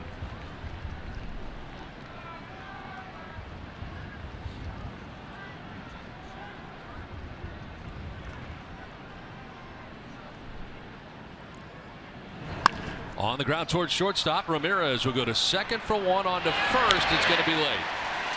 They do get the middleman and Hunter Pence 6-4 on the force out as Belt takes third base and Pagan reaches at first with now 2 down in the inning. Pagan just runs too well. You know, off the bat you were hoping for 2 and he realizes that, so he's got to get the track shoes on. Good feed, good turn by Jamal. Clean slide by Pence. You know, isn't that, it's kind of a shame now that we have to watch the runner. You do. Sliding into second base. Absolutely, every time. He's got to go directly to the bag.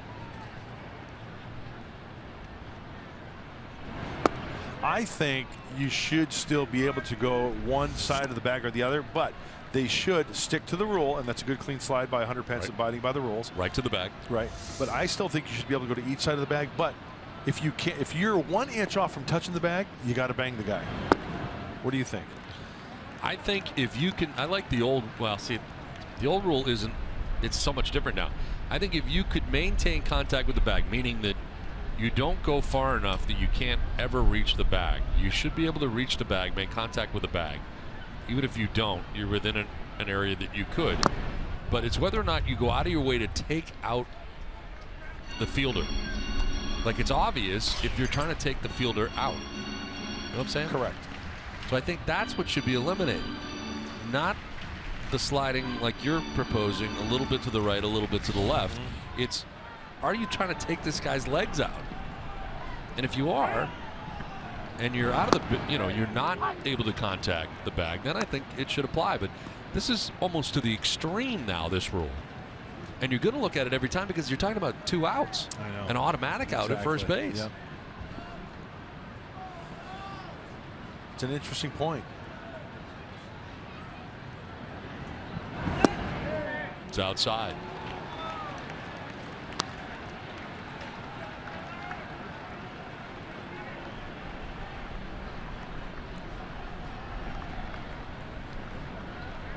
Belt at third, Pagan at first, 2 away, a run in.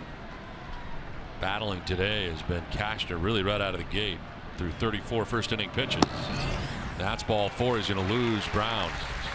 Number 8 hitter and catcher heads down to first base to load the bases now. 4th free pass allowed today by Cashner, 2nd of the inning. And here comes Andy Green, and he is going to make the change. So Cashner is not going to get out of the 3rd inning. And with Samardzija coming up and the bases loaded, Andy Green's going to make the change. Game tied 4-4. Pitching change from San Francisco.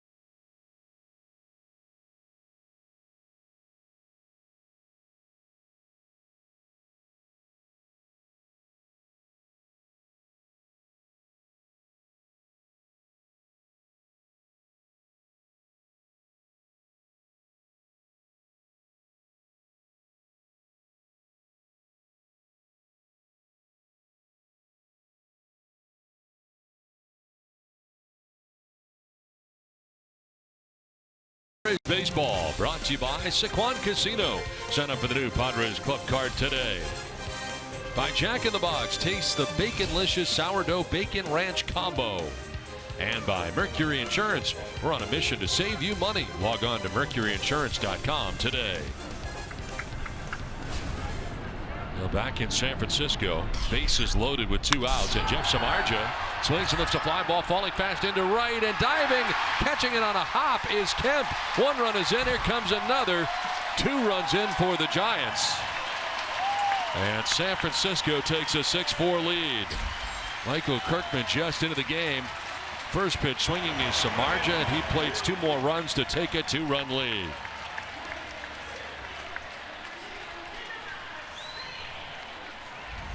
Samardzija being aggressive against Kirkman. First pitch, outer half off the end of the bat, and it works to his advantage. We've seen Matt Kemp try to lay out to his left, to his right, trying to end this inning with a spectacular catch.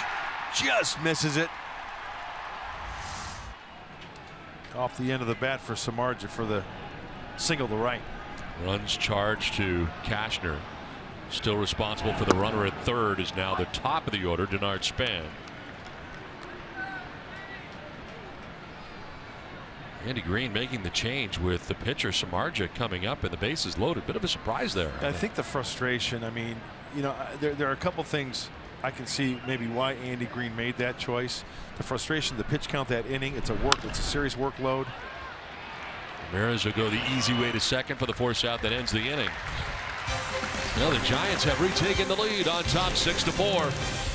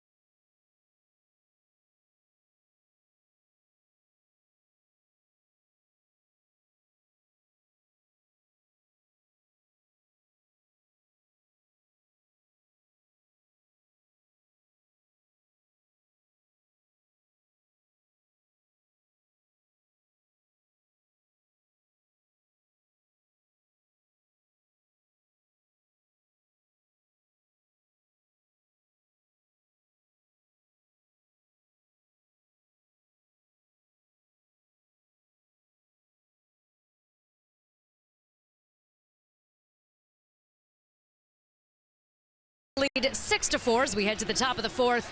Well, Brett Wallace has a lot of fond memories, having grown up in Sonoma County, just about an hour and a half north of San Francisco, where he attended plenty of Giants games here, although he grew up an Oakland A's fan. He said he was always inspired by Ken Griffey Jr. as a left-handed hitter, and he also grew up playing in high school in the Marin County League, where he was a teammate of ex-Padre, and his name is escaping me for the moment. But he grew up here, and he has had family here in the stands the past couple of days. Guys? All right, Julie, thanks very much. It's on to the fourth inning.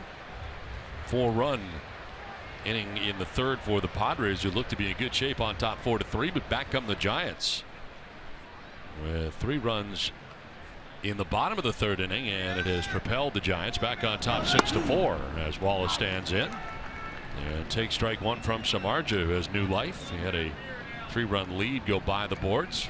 He's got a 2-run lead back now.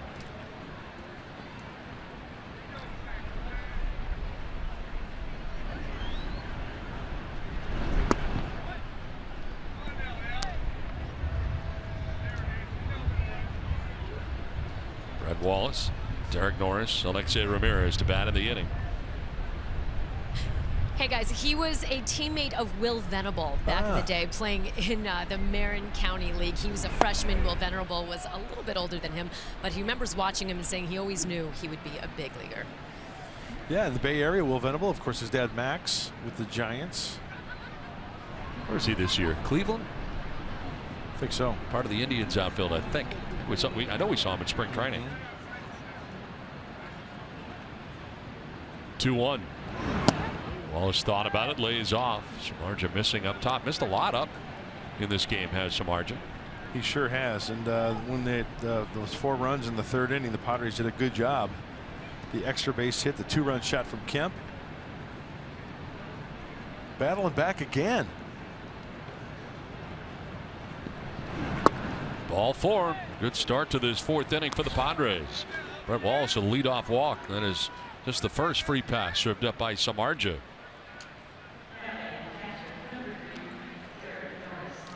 So lead runner on, and it'll bring up Derek Norris.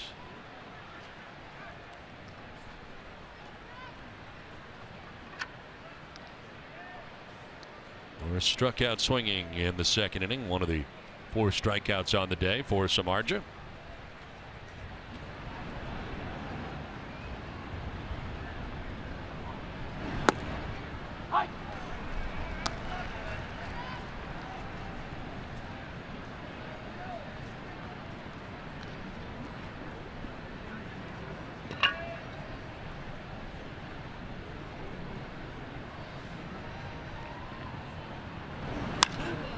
On the ground towards shortstop, could be 2 to second for 1, on to first. It is 2. So Norris grounds into the 6-4-3, 2 down.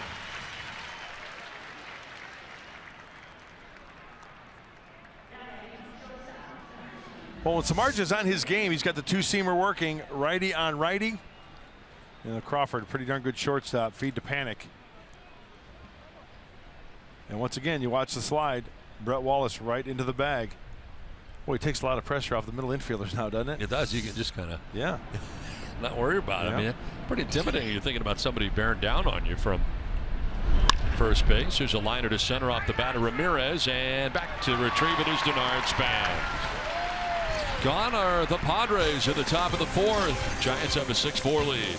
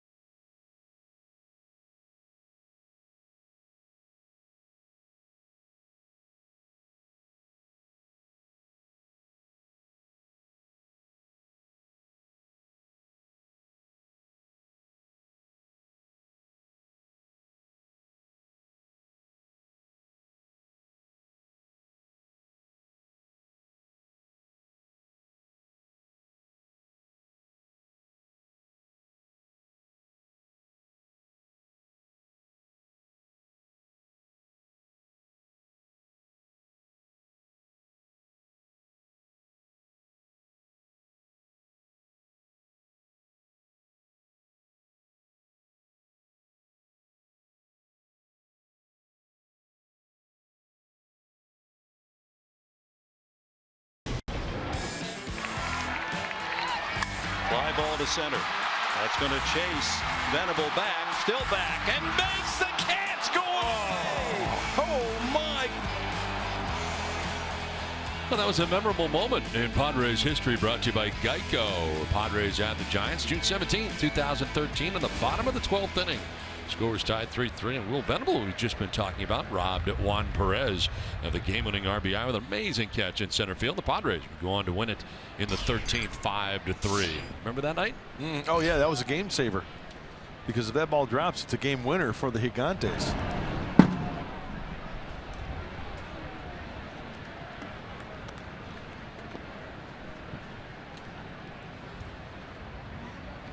Will Venable, now a member of the Philadelphia Phillies. We'd seen him with Cleveland during spring training, yes. but he was signed by the Phillies, I think, after he had been released by the Indians towards the end of spring training. I think you're right. Good call, Donatello. It's Donatangelo. Donatangelo. You can call me Donatello if you want, but it's actually Donatangelo. Joe Panik hitting it off here in the bottom of the 4th inning. Kirkman, who came in last inning. There's a soft liner. It's going to find its way out to left. Leadoff base hit for Joe Panik.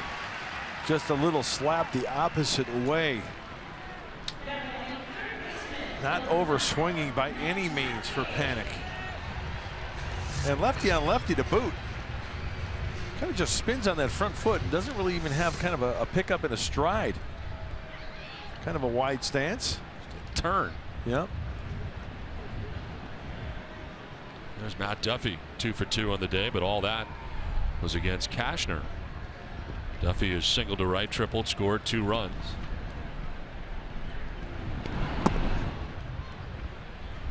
Cashner today, 2 2/3, 4 hits, 6 runs. 3 of the 6 runs were earned runs. Walked 4, struck out 2. Through 89 pitches. On the hook in this game as he departs, and Michael Kirkman into the game. Grounder back under the glove of Kirkman into center field.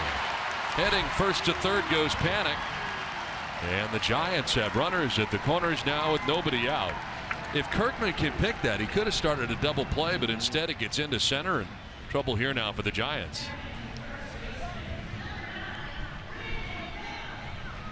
Third hit for Matt Duffy of the day. Just out of the reach. And you can see with the way the infield was played right there, Weeks was close to second base, but this is between the shortstop and the bag. Didn't hit it that well on the the sweet spot as well. Well, Kirkman with a little bit of time with the Texas Rangers in 2010, 11, 12, 13, and 14. So he's had a taste of the big leagues. Belt lines it into right field. From third comes Panik. Duffy headed to third, maybe beyond. Kemp digs it out back by the wall. It is beyond. Here comes Duffy around. Heading for third base with a 2-run triple goes Brandon Belt. And the Giants are on top 8-4.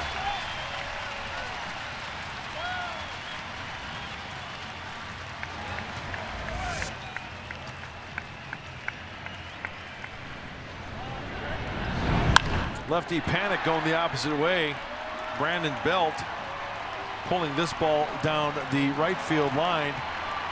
Now Andy Green has 3 left-handers, and got to quiet those left-handers if you got a left-hander out there on the mound. But Belt quick to that pitch that looked like it was middle in.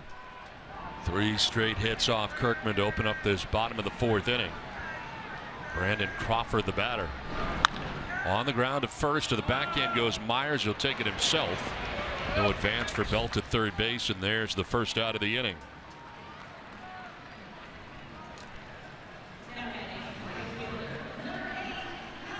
So Crawford retired. It brings up Hunter Pence. He's been on twice. Triple to drive in a run in the first inning. Walked in the third inning.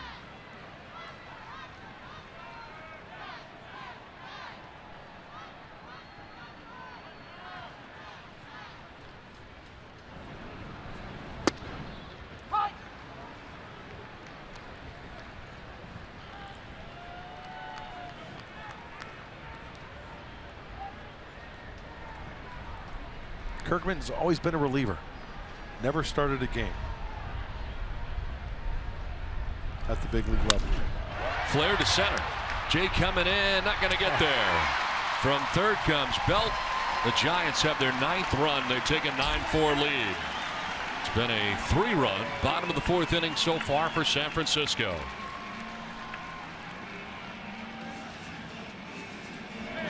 Boy, when it rains, it pours.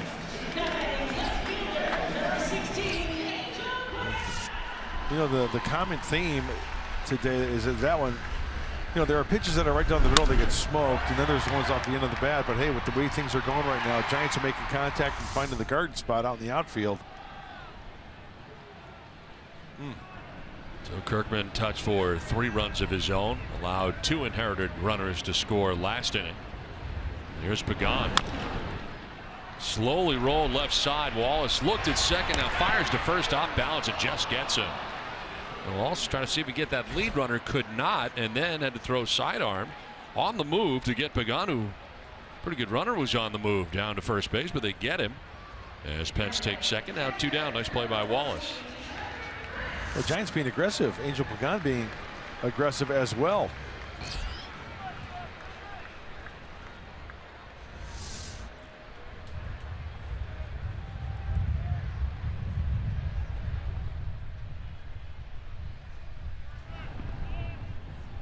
Now Trevor Brown, the catcher. Buster Posey off today. And I wonder if they'd miss him offensively with Posey out of the lineup, but so far the Giants have not. 9 runs on 9 hits so far in this contest for San Francisco. Brown has struck out and walked.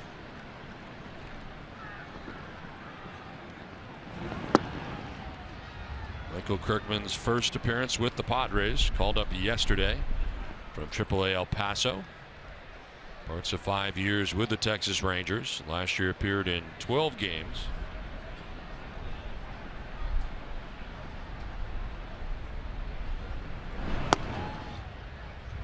Two and one. He's from Lake City, Florida. Padres signed him as a minor league free agent in February. 29 years of age. It's 2-1. Behind 3-1. Pretty much left-handed specialist through his career, right? Because when you look at games and innings pitched, they really, you know, like for one year in Texas, 14 games, 16 innings. 15 games, 27 innings. So he's getting out here and out there. Back up the middle into center field. And Pence coming around from second base. Him making it even 10 for the Giants. Base hit for Trevor Brown. Joins the hit parade. And around from second comes Pence. It's 10-4 now. Giants.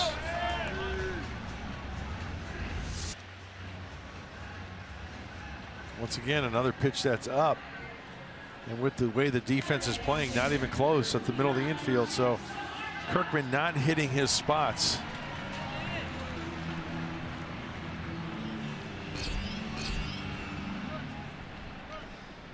So 2 down here in the 4th inning. And Samardzija hitting for himself 3rd time. The pitcher's spot has come up here for San Francisco. He's done all right for himself. A single and 2 runs batted in last time up. Now a liner to second base, caught by Jamal Weeks. 4 more runs for the Giants. They've taken a 10-4 lead through 4 innings.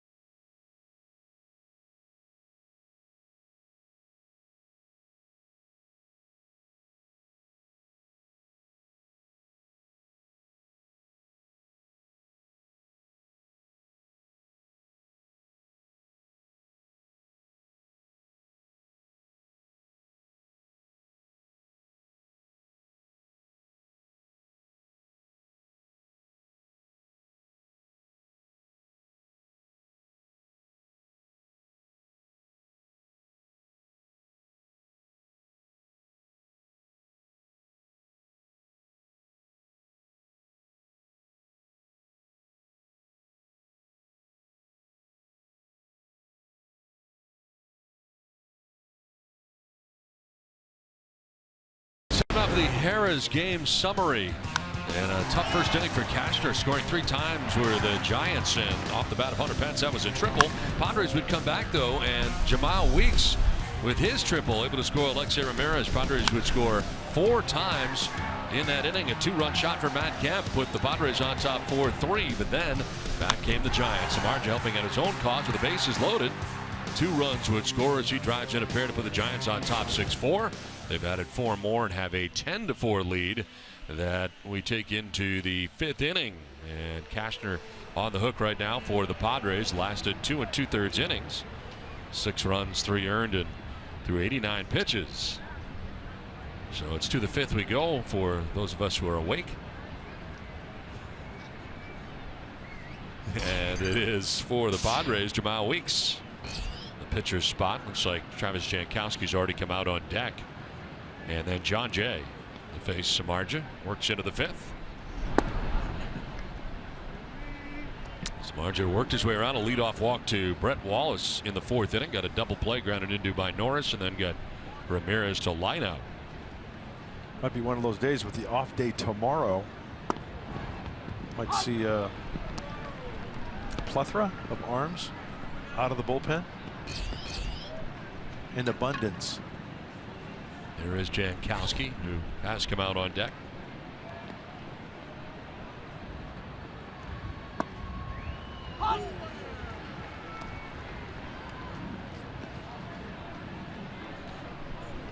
Said plethora. How about a bevy of pitchers? There you go. That'll work. I like that. And it's not an overabundance. That's a redundancy. It's just abundance. Right. A lot of people misuse that word. Irregardless. It's not a word. It's not. It's regardless. Regardless.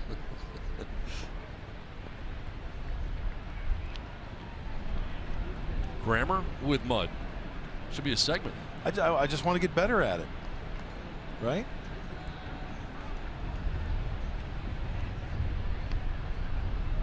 Two pitch coming to Weeks. Have to wait as he backs out.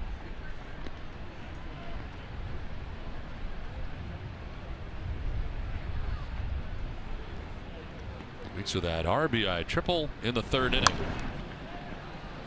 Some similarities you might ask. Johnny Cueto pitched last night. Jeff Samardzija this afternoon. Well, Cueto, he will hold, but look at this.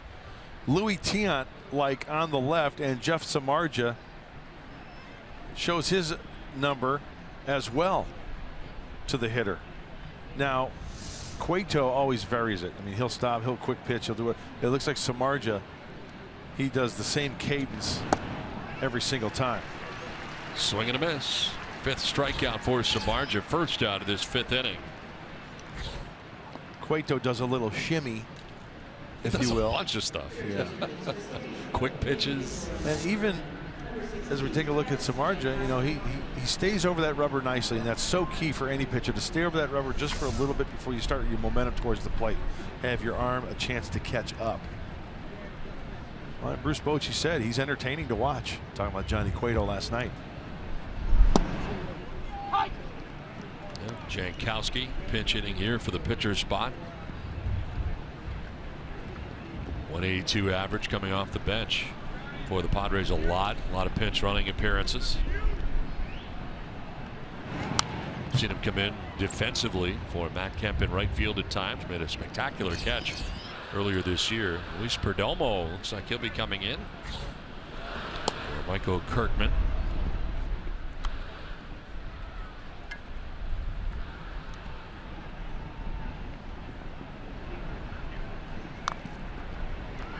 It'll be tough for Jankowski and Jabari Blash and some of the guys on the bench, timing wise, not having a lot of playing time, coming up a couple days in between at bats at times. It's very tough. And there's a batting cage right off the dugout, but still, that doesn't help. That's not the same. You know, you can have all the BP thrown at you until you're blue in the face, but you get out there against a guy who's 6'6", 6'7", throwing mid-90s with movement, it's not the same.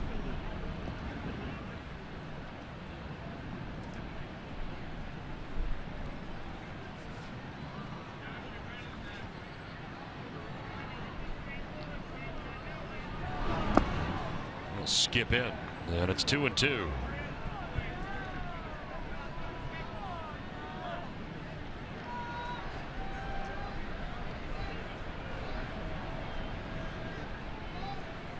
John Jay waiting on deck, top of the Padres order.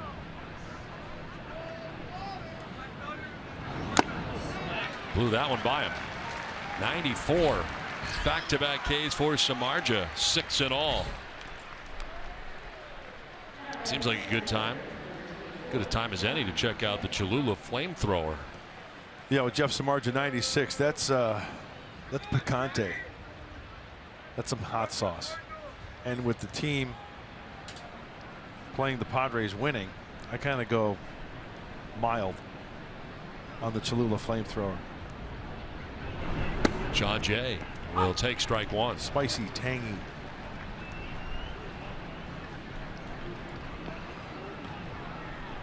Jay has struck out, single to right, scored a run. 95, and that was elevated. Getting faster when it's up there. Has that look. Uh-oh. We got the arsenal. Fastball, breaking ball, off speed, 80% on the fastball. Line caught. First base in the backhand, Brandon Belt. Nice play. Right at the line. He was guarding it. And he hauls it in. Samardzija has 1-2-3 inning. Little help from his friends. How about this grab by Brandon Belt? It's 10-4. Giants lead. Beatles 1-0.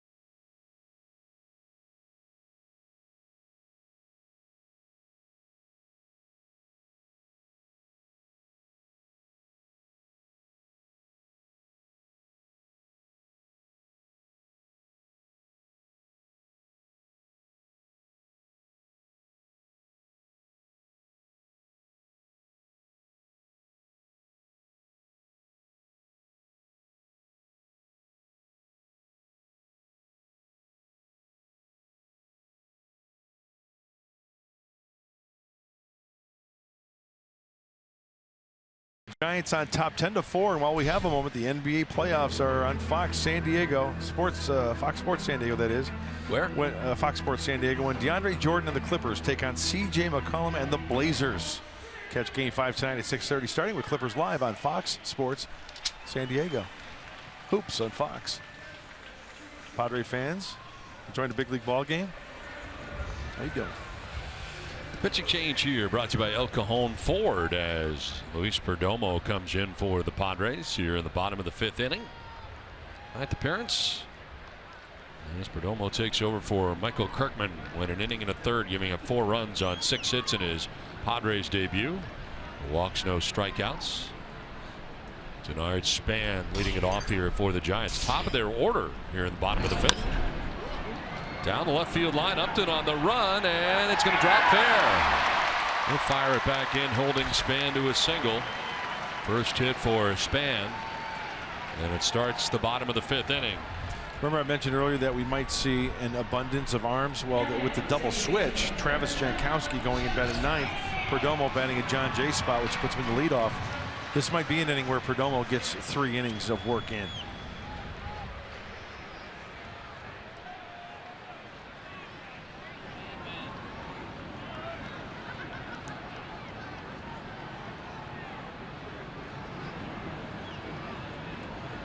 There's Joe Panic.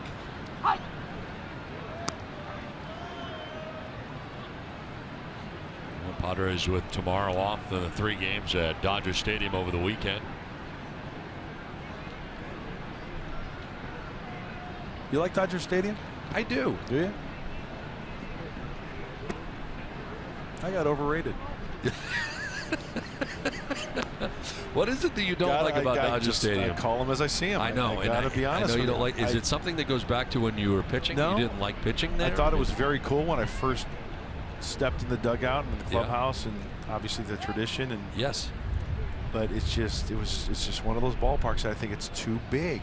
It's in the air to right field, sending Kemp back, still going. That'll be over his head, one off the wall. Span's going to run a while. He's got good speed, making his way around. The throw, there'll be none. He's in. Giants take an 11-4 lead. Joe Panic with an RBI double. And the Giants lead it 11-4.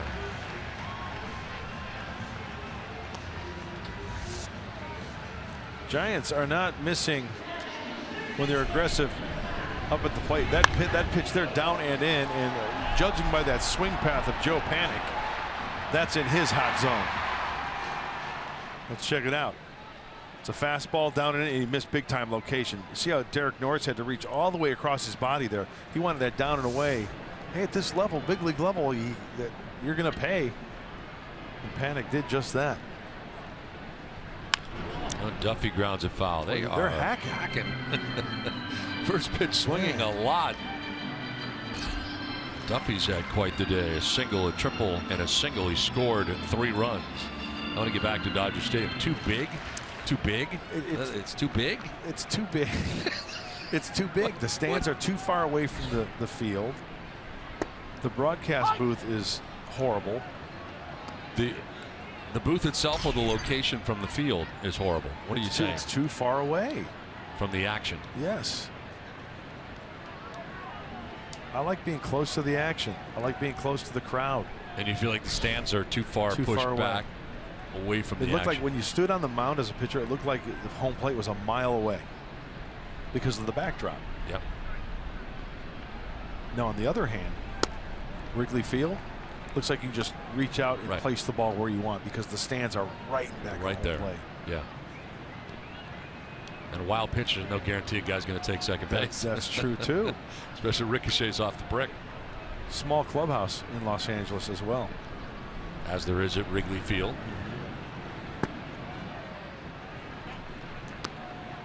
I'm surprised by the booth thing because I've always kind of liked the booth at Dodger Stadium. I don't remember being that far away. Small and far away. So it's a space issue too.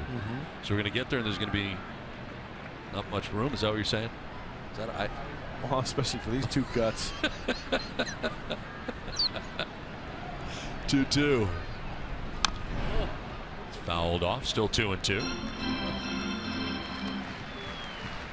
can get loud there too, just like here. Yeah. Now, traffic you could talk about. If you said to me, I don't like the traffic after the game getting out of there, I'd say I agree with you. Because it is a tough place to get in and out of. But I like it.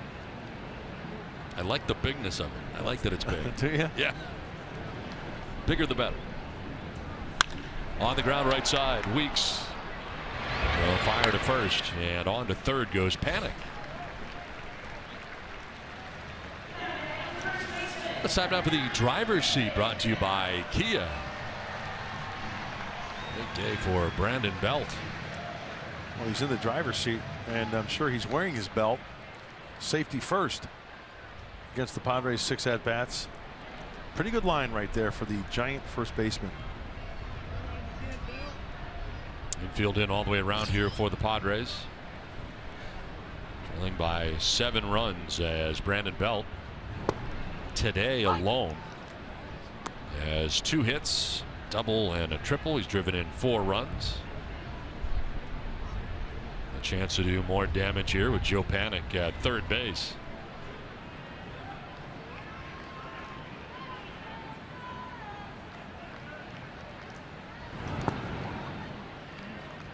Here's something I look at in a situation like this. 11-4 deficit, Perdomo, Rule 5 kid. infield in. He's got to make a conscious effort of working down in the zone and getting that grounder at one of his infielders. You know what I'm saying? I do. Make an adjustment. Throw something down in the zone. He's got a good two-seam fastball. He's got a live arm. Line to left in for a base hit. Panic will come home, and the Giants will take a 12-4 lead. Brandon Belt with another hit, his third of the day, and now 5 RBIs for the Giants first baseman, who's also turned in a very nice defensive play at first base as well. Put some good swings on some pitches from the Padres pitchers that are mistakes, and nice, easy, under control type swings. Not over swinging one bit.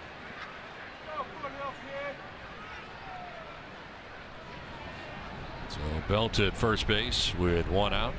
2 runs in here for the Giants in the 5th. And it brings up Brandon Crawford as Myers came in, let Perdomo know that he's not going to be holding Belt on at first base. He'll be playing in behind him.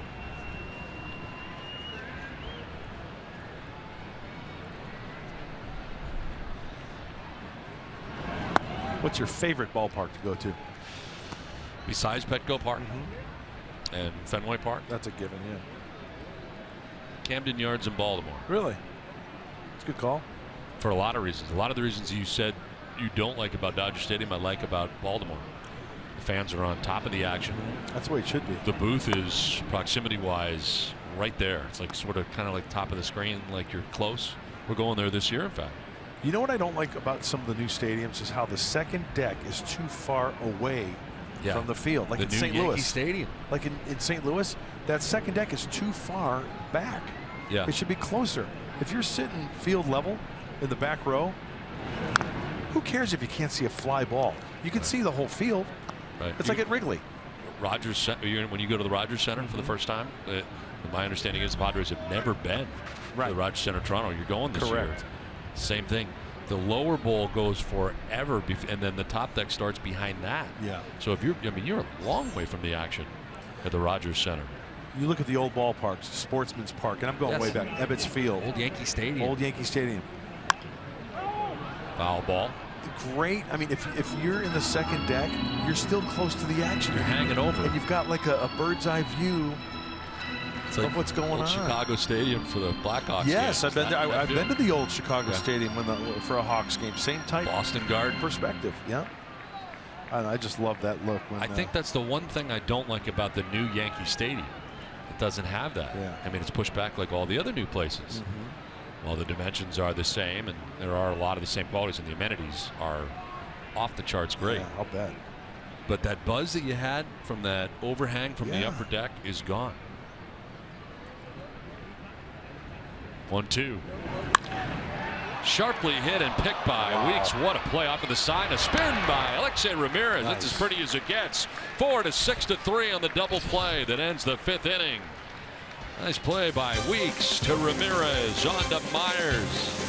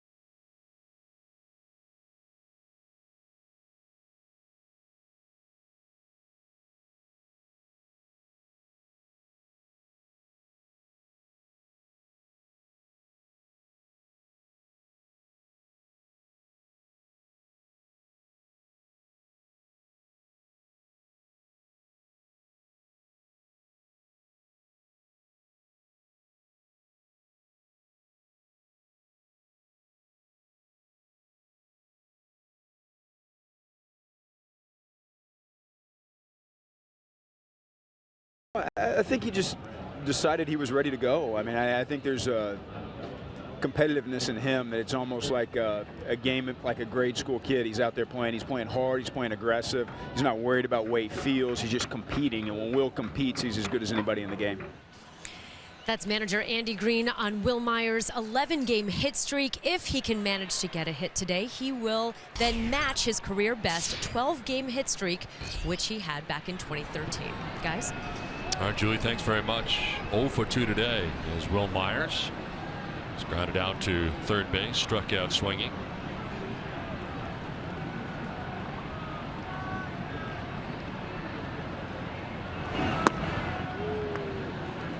Myers bats down. Kemp waits on deck. Matt Kemp hit a 2-run home run in the top of the 3rd inning today. 6th home run of the season for him, coming in his 21st game. Last year it took him into his 77th game for Kemp to get his 6th home run of the year. It's on June 28th against Arizona. Finished the year with 23 home runs, did Matt Kemp, and 100 RBIs, but already up to 6 home runs this year. You know what? You talk hitting streaks, and you think Joe DiMaggio's 56th game will ever be broken? I don't. I don't think it will either. That is incredible. Ball 4. Myers down to first base. Board for the first time today. The second walk allowed by Samardzija today. You know the luck you have to have a hitting streak like that? I mean, in the modern day, the guy has 30-game hitting streak. That's something to be said. And you know what? When you're swinging the bat like Matt Kemp, going a la Calle today, 2-seamer in, spinning on it. Hey, Matt Kemp, stay hot. Swinging the bat extremely well. To mention, took him into the 77th game last year to get 6 home runs. By all accounts, healthy this year. And very strong so far this season for Kemp. That's with 1 on, nobody out. Little nugget. Joe DiMaggio had his 56-game hitting streak. He was hitless in the next game, and then he hit in 15 safely after that, I think. It was right? 15 or 20 games. It was ridiculous. I would also say that, and I'm not really going out there on a limb, that no one will break Cal Ripken's streak. No, that's not going to happen. I don't. Ever. No way. No way.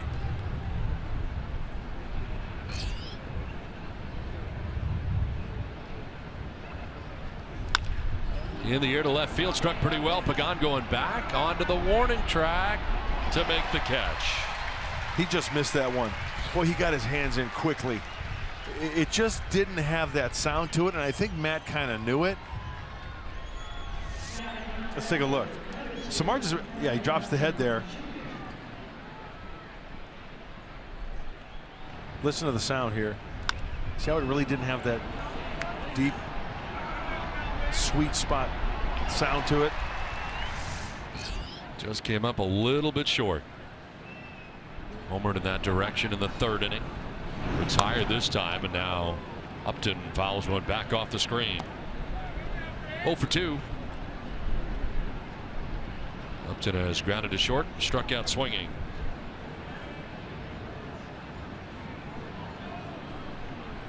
You know, I never thought Don Drysdale's record of consecutive scoreless innings would be broken. I was fortunate enough to be in the bullpen with San Diego when Orioles had to go 10 scoreless at then Jack Murphy Stadium and break the record. It was one of the most unbelievable things I've ever seen. Of course, we will see Orioles over the weekend, broadcasting Dodger baseball now.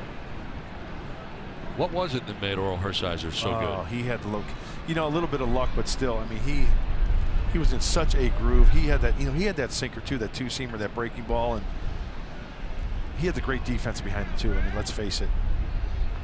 That team that year in '88, here they won the World Series. They hit collectively as a club like 250, 248. It was all pitching and defense for that club. So when you have that combination, I mean, Orel was just dicing and slicing home plate.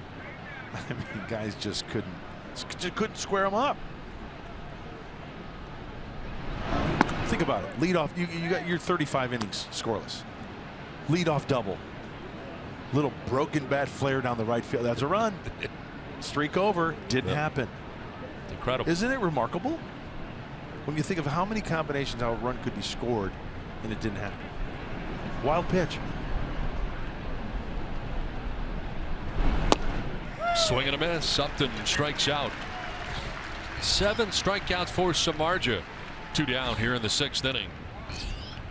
Second time that Upton has been down by way of the K. And there is action now for the Giants.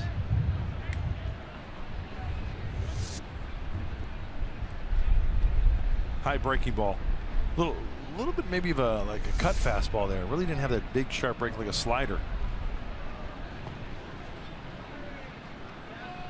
There's Brett Wallace. Into the shift go the Giants on the right side on Wallace.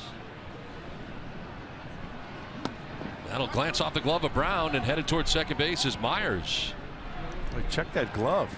Got a frog with a tennis racket in there. Pass ball. What? A frog with a tennis racket? Yeah.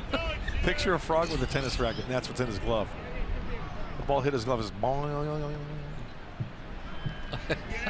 you know, a frog is hoppy, right? Sure. Then you get a frog that's hoppy plus a tennis racket. I mean, it's. I'm trying really hard to visualize it, and I can't get it. It's a good look. It's a great visual. Do you have a picture of it or anything? I'll try to find one.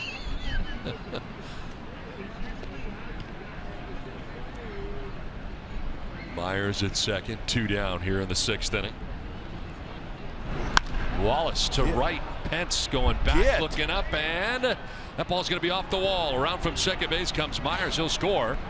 A bobble out there by Pence. Wallace pulls it up at second base with an RBI double. And the Padres get their 5th run of the day. First hit for Wallace, an extra base hit and an RBI. That ball was smoked.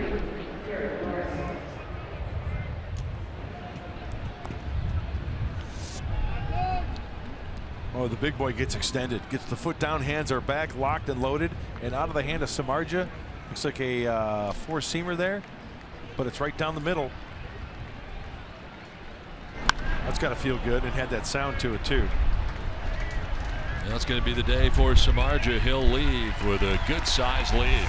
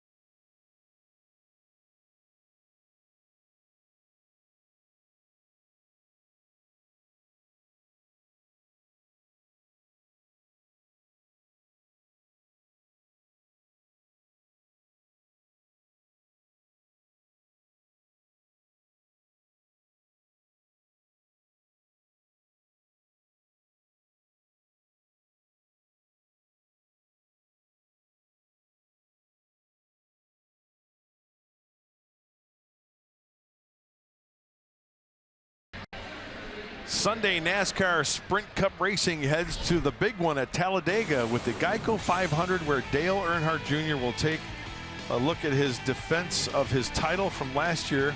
It's going to be beginning at 9:30 a.m. Pacific on your local Fox station, or watch it live on Fox Sports Go. If you ain't first, you're last. Right here on Fox. Derek Law, the new pitcher now for the Giants. Groups one in there for strike one. Law coming into this game with 2 outs and Wallace at second base. His 6th game of the year. He's not giving up a run in 3 2/3 innings. Derek Norris, the batter. Derek Law, 93 to 96 on the fastball. He's got the 2 and 4 seamer, the slider, curveball, and a changeup.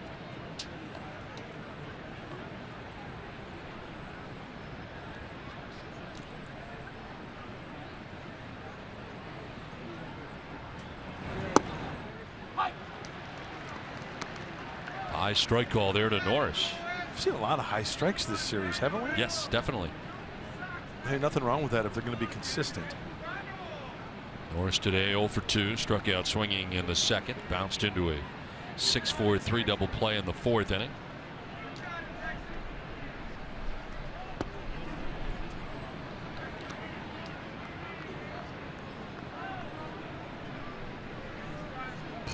Walk started this inning. Myers got a second on a pass ball. Kemp flying out.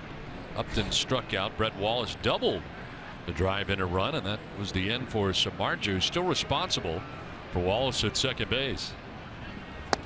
And a swing and a miss. Norris strikes out to ends the inning. The Padres had a run but trailed 12-5.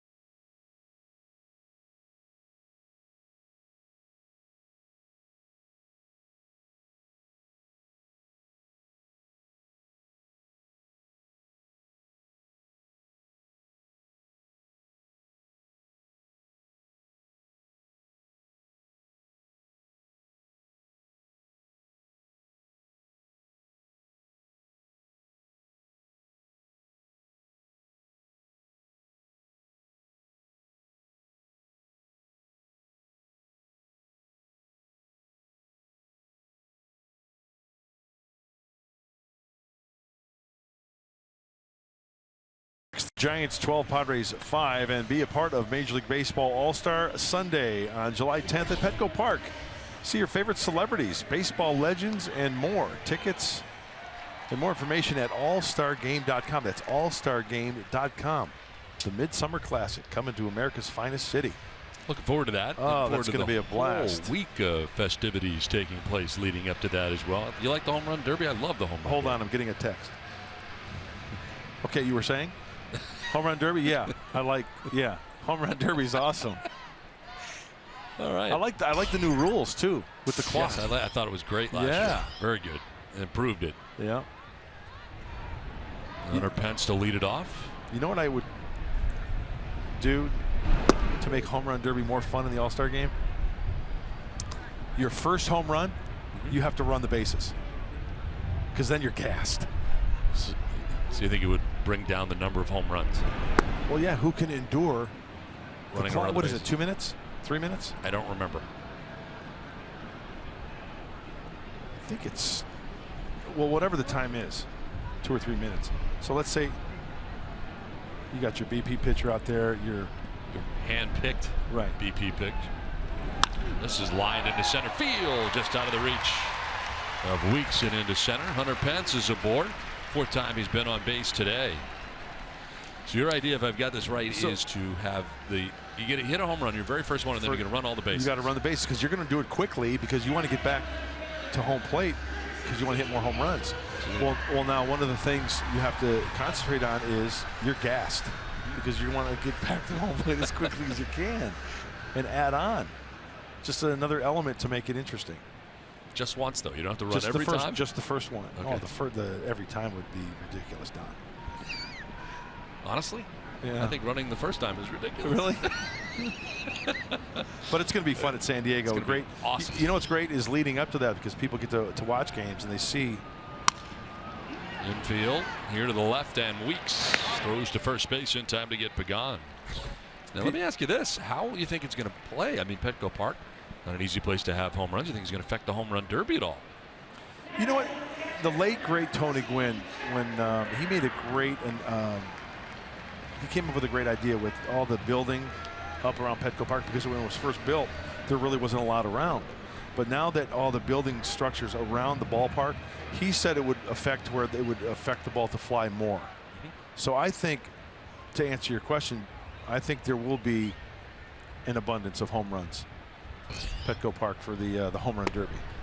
But people get to watch the games. They get to see how beautiful, first of all, our city is. Then, of course, you know, Petco Park. They've done an amazing job there to dress up Petco Park. I love that deck out in right center field. I think it's awesome. San Diego. Gosh, it's so cool.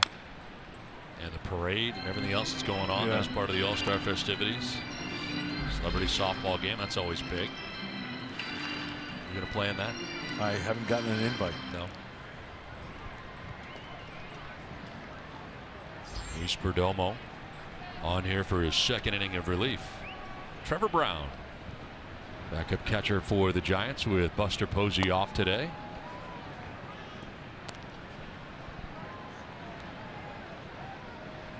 Brown struck out in the second, walked in the third, singled to center in the fourth inning. Giants have banged out 12 runs, 14 hits. Padres 5 runs, 5 hits. All 5 runs charged to the Giants starter, Jeff Samardzija. Line sharply picked at third by Brett Wallace. Nicely done, guarding the line and reached across his body to make that catch for out number 2. Well, that's why they call it the hot corner. This ball is hit so hard from the right-handed hitting Brown that ball is actually hooking. You know, off the bat as a pitcher, you're like, oh no. And then a sigh of relief as your third baseman squeezes for the out. 2 down here in the 6th inning. Pence remains at second base, and here is Gregor Blanco, who bats out of the 9 spot in the pitcher's spot, pinch hitting. Blanco's second appearance of the series.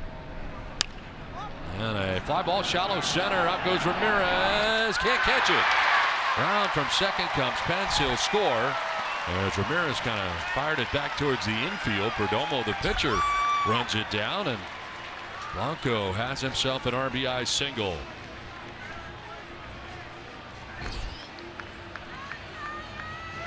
'13th run for the Giants today. Gosh, I really dislike games like this. I mean, that goes without saying. Part of the game, yes, but it really stinks.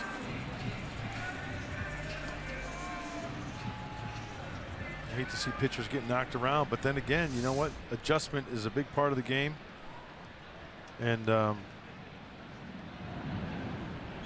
Giants are hacking early and hitting those mistakes, aren't they? I can't believe how aggressive they have been today and how successful they've been being aggressive today. Yeah. I guess that goes along the lines of the adjustments you're talking about. Being aware that they are hacking first, second pitch. You know, if I'm consistently up in the zone, and which happened many times, believe you me, you know, you aim for a shin guard, maybe you aim for the shoe top of the catcher, but maybe shorten your stride a little bit so you can get that release point out in front a little bit, so you're not dragging that arm. So many things to try to work out the kinks.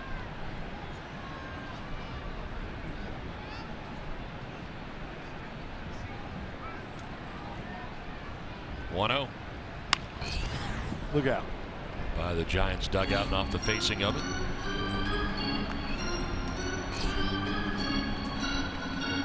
That's one protective measure that Major League Baseball has taken with success, and that's been that fencing in front of all the dugouts now. Yep. I remember when that first happened, it was like really weird. But now it's like commonplace. Everybody's got it. Absolutely. That one right off that front fencing where all the players are lined up at the top step of the dugout. Hey, at Qualcomm Stadium, they didn't have it. When the Padres played there, they just had the same. No, it wasn't a dugout. It was the same field level. Right. Like Oakland. Exactly. Up until the last day there, no fence in the dugout at Qualcomm. Now it's amazing how few people actually sit on the bench of the dugout because the dugouts are so wide and you have the area in front of the fencing. It seems like everybody's up there. 2-1. On the ground right side, Weeks will range, slide to the outfield grass and make a nice play to retire Denard Span. Another run for the Giants. They've got a 13-5 lead through 6.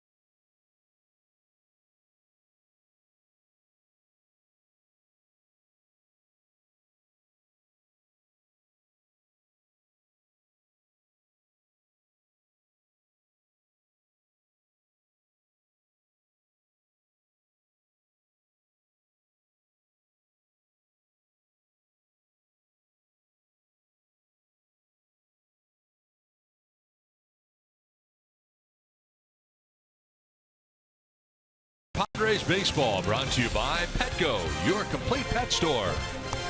By Jerome's Furniture, where Jerry's price is the lowest price every day.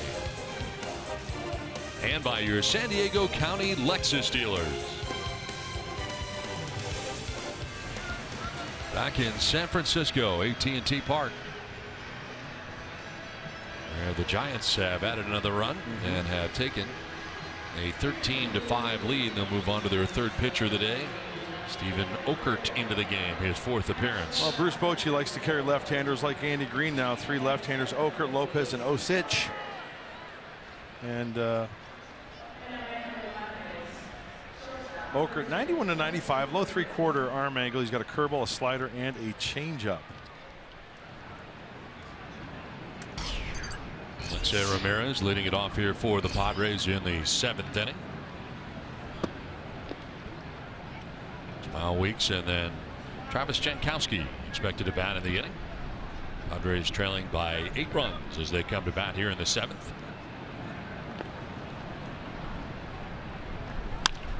Lined and off the glove into left center field. The dive by Crawford couldn't come up with it, and Pagan is aboard. Ramirez at first base. Well, changes here for the Giants, it appears.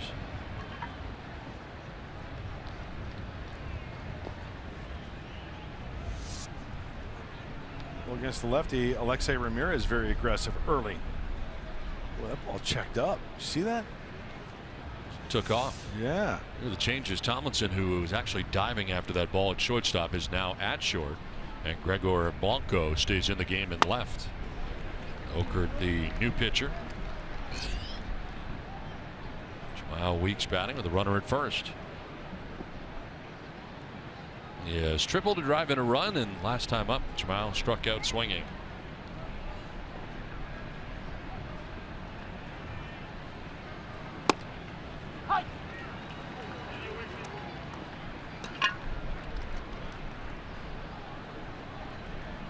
Oker took over for Derek Law.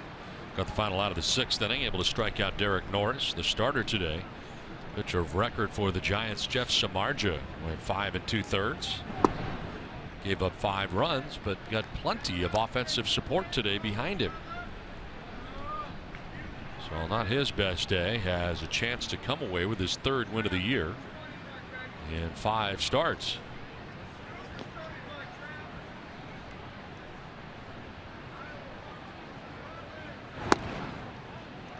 Two and two.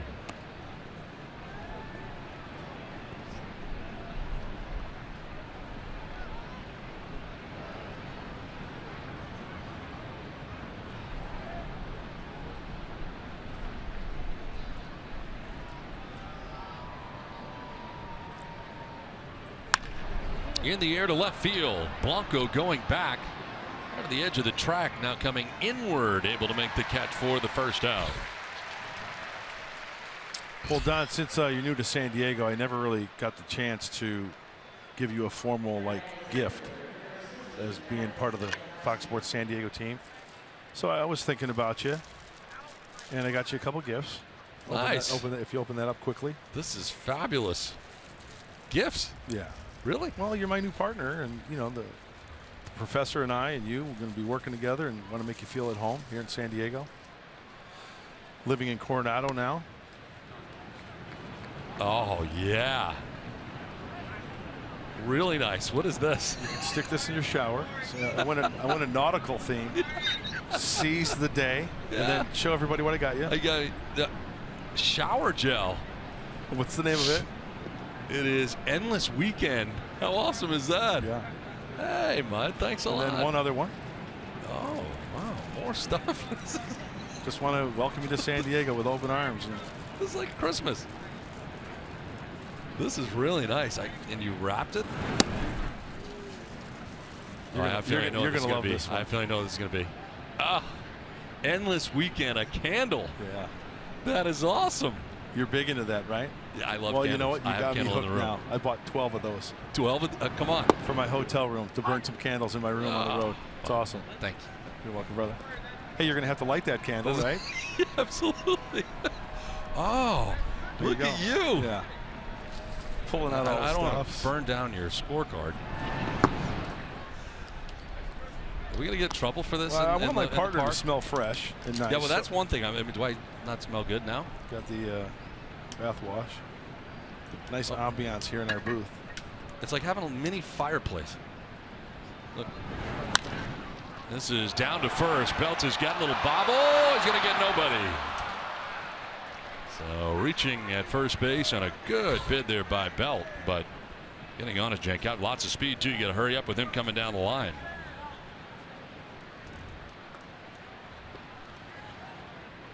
Wow, this is great. Yeah, I can Thank smell you it already. very much. Is that nice? Yeah. Speed is something you can always bring to the ballpark. Travis Jankowski, not even close. The ball off the glove, and hey, multiple base runners here and a home run here. You never know. Do you mind if we have candles in the booth everywhere we go? No, it's great. Is that all right? The thing about this thing in the shower that it sticks to the shower. Jabari Blash batting here in the pitcher spot. This sticks on the shower, and then you put the wash right here. That is awesome. And then I smell great. I smell like Endless Weekend. Is that what it is? Yeah, and the name of the candle? And the name of the candle is Endless Weekend. Yeah. It's great. Just keep it up here in the booth. It smells great. It really does. It's like a little fireplace, isn't it? It's warm and cozy. So welcome to San Diego, my friend. Thank you. Glad to have you. Really appreciate it. Swing and a miss. Splash. We're talking about timing and how hard it is to come off the bench, and Blash the majors for the first time this year, one of the Rule 5 picks. Yeah, and you know what? A wake-up call, because hasn't seen pitchers like this in the minor leagues, right? The biting sliders. Mm-hmm. The fastballs that explode, the two seamers.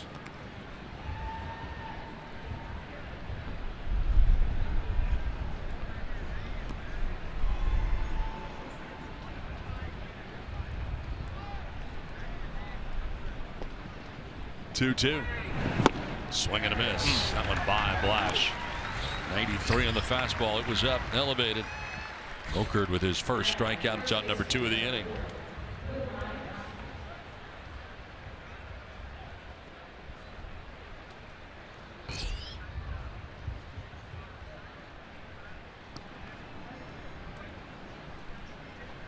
Hey, the hit streak, huh? Yeah, it's on the line.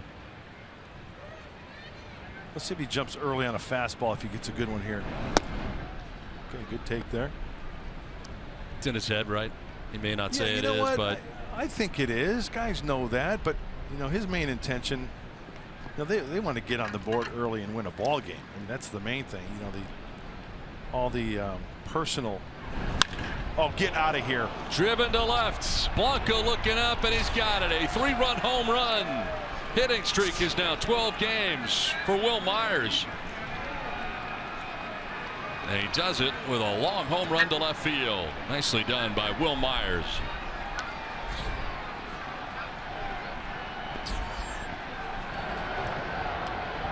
That ball was smoked like a Christmas ham.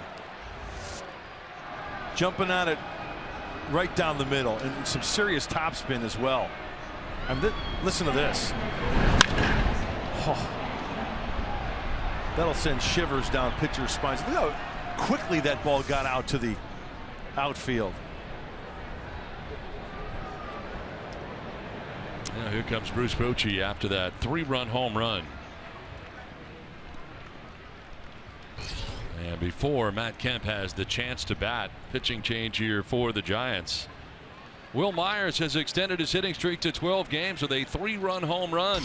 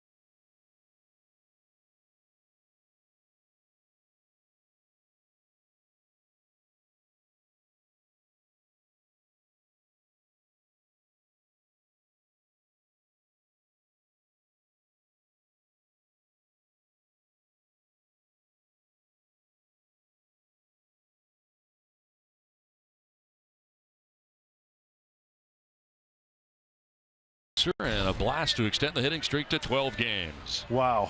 What a swing. What a result. He wanted it in. It left over the heart of the plate, and Wil Myers continues the 12-game streak. You know, prior to this game, hitting .383 during that streak. I would say he's pretty much locked in. Boy, if there's something that the Padre Nation wanted, it was Wil Myers, first of all, to get locked in and stay healthy. And, hey, things are going quite well for Wil right now. Corey Guerin becomes the 4th pitcher used today by Bruce Bochy. Oakland went 2/3 of an inning. On the ground, foul outside of third base. Matt Kemp hit a 2-run home run back in the 3rd inning. Home run number 6 of the year. RBIs 14 and 15. For Myers, that home run was his 5th.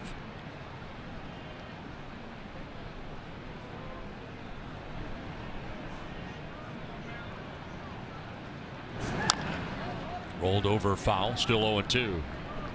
So Oakland went 2/3 of an inning. He ends up giving up 3 hits and 3 runs, including that 3-run home run to Myers. walk anybody, struck out a batter.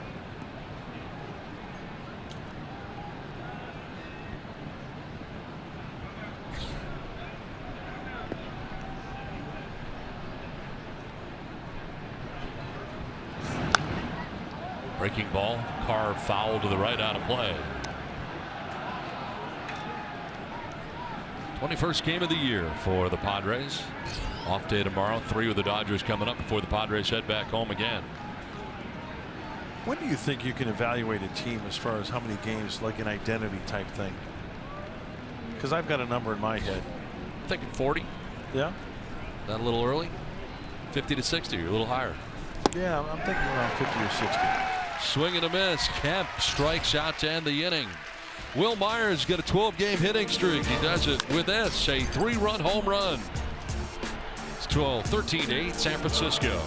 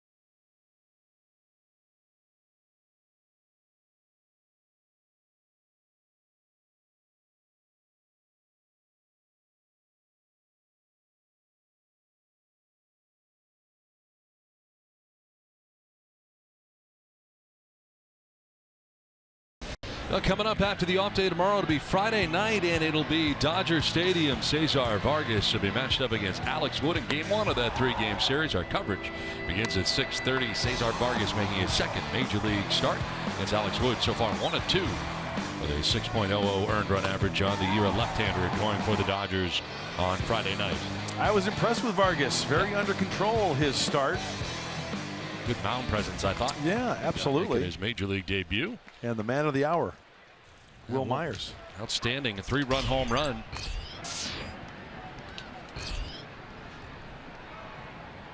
Well, 4th pitcher on now for the Padres. As Hand comes into the game now for San Diego to work this bottom of the 7th inning.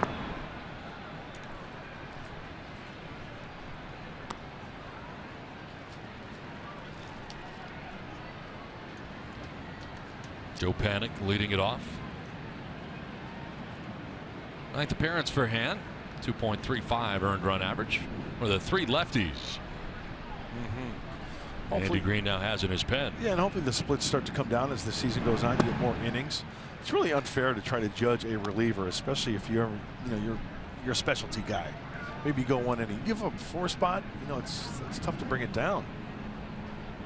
It's really not indicative of the type of the pitcher that pitcher is.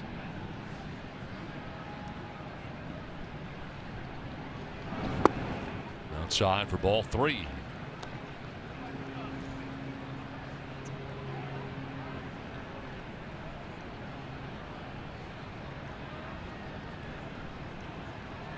Panik, Duffy, and Belt expected here in the bottom of the 7th inning for the Giants.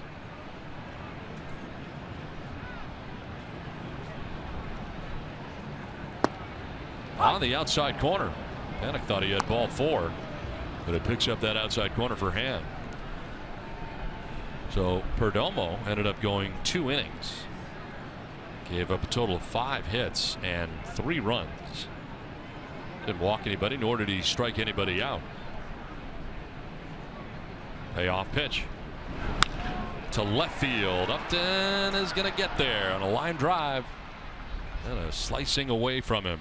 This copyrighted telecast is presented by authority of the San Diego Padres and may not be reproduced or retransmitted in any form, and the accounts and descriptions of this game may not be disseminated without the express written consent of the San Diego Padres.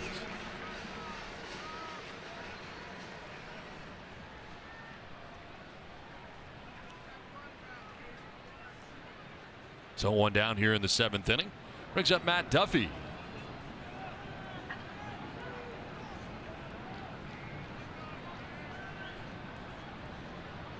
Duffy has single, triple, single, grounded out.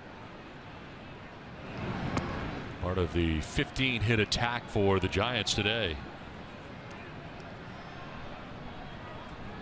4 for 12 overall in the series against the Padres.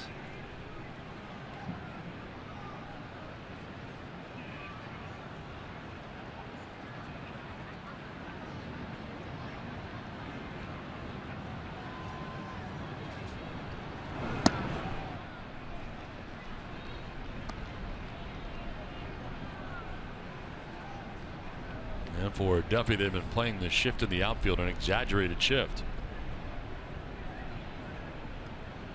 You know, it was brought to the attention. That was one of the questions to Andy Green before the game. And plainly, the manager of the Padres just said, you know, we've done our research and we don't really think it's that drastic, because a lot of people have been looked at it. And it is odd to see the center fielder Jankowski bunching that gap. Also seen balls hit right at him. It's paid off.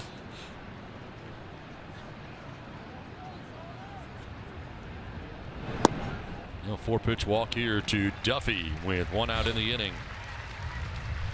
Let's time out for the Carl's Jr. star of the game, and here he comes, Brandon Belt, who's had a big day today, driven in 5 runs, 3 hits. Quite a day for Brandon Belt. Good day for the Giant first baseman, using the whole field, pulling the ball to right field, going the opposite way in this series as well. Seeing the ball extremely well out of the pitcher's hands. There's a little two-seamer taken the other way. Boy, they always fall in. They find a spot when you're swinging the bat well, especially like Brandon Belt.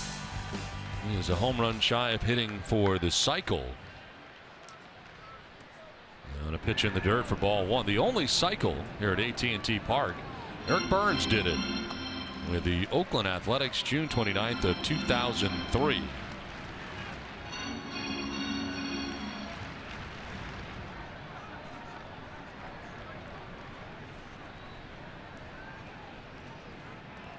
Shifting on the right side are the Padres here on Belt. Goes the other way. Upton battling the sun in left to the line to make the catch. For the second out here of the 7th inning.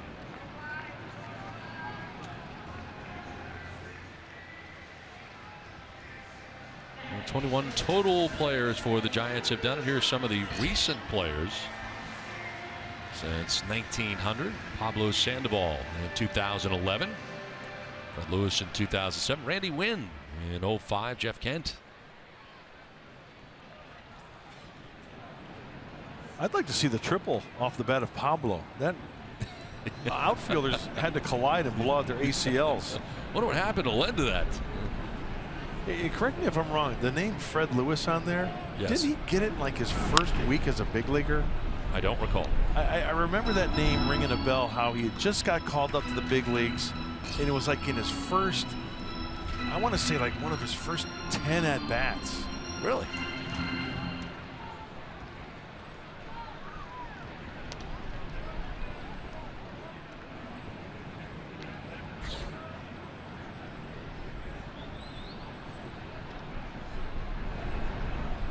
th game of the majors. Right.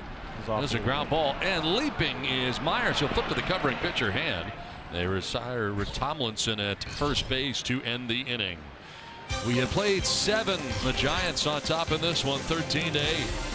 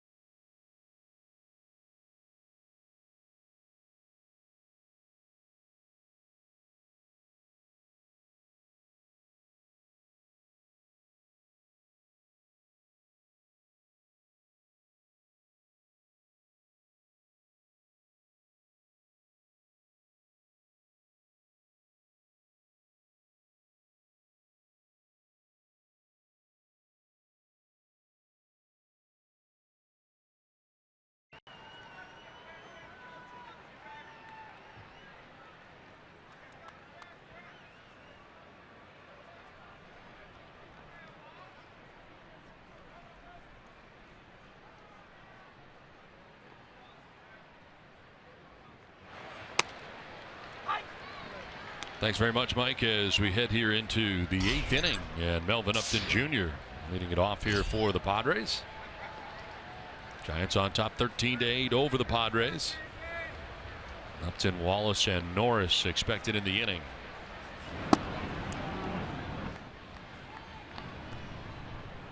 Looks like Fernando Rodney warming in the Padres pen, just trying to get some work. It's been a while now for Fernando. Plus with the day off tomorrow. Not been a save situation, really. He did get up for a potential situation in last night's game. Tight knit affair, 1-0 with Cueto and Shields battling last night. But there is Fernando.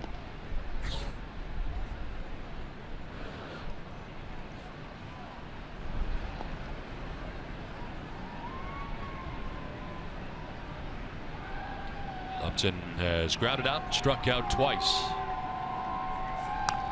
Fouls it off.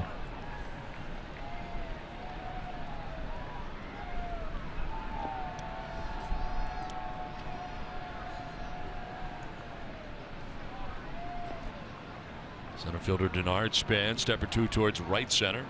Good sized gap out there in left center.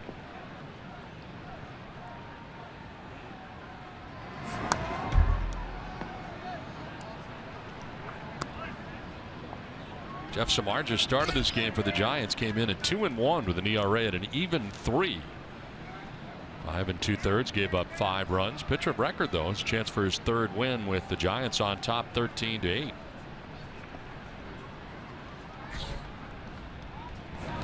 Swing and a miss, and Upton strikes out. Pitch down and in. Second strikeout for Corey Guerin since coming into the game. Now some news around the major leagues. Jake Arrieta facing the Brewers in his first start since the no-hitter, of course. Charlie Morton will miss the remainder of the season with a hamstring injury, and our own Austin Hedges missing 68 weeks with a hamate bone, fractured bone that is unnecessary. One you don't even need, and they will remove for him, but it's going to take him 6 to 8 weeks. Okay, here's the deal. It's like your appendix, right? Yeah, you don't need that. If I'm a team and I draft a stud player, you want his appendix removed? You know. Here's it. Before you even. Yes. Okay. Now make it 3 surgeries in the contract. You're going to have your appendix removed. How about Tommy John? You're going to have Tommy John surgery, and you're going to have hamate bone surgery. Before you and throw you'll a sit pitch. out, and you'll sit out 6-8 weeks. Yep. And Tommy John will take a little longer. Yep. Longer than 6-8 weeks. But you're good to go after that. How about tonsils or wisdom teeth? How do you feel about that? Let them out too? Perfect. Or? Yeah. You get it all done in one shot. Yeah. So you're heads up. Wow. We just had a camera fall in our booth, folks. Wow. Where'd that come from? That's another gift I want to give you. It's a TV camera. Wow. You could take that on the Drop road it with in. you. That was gnarly. Yeah. Brett Wallace. Take a pitch outside. And down to first base he goes, a 1-out walk. So after back-to-back strikeouts for Corey Guerin since coming into this game at the first out of the inning.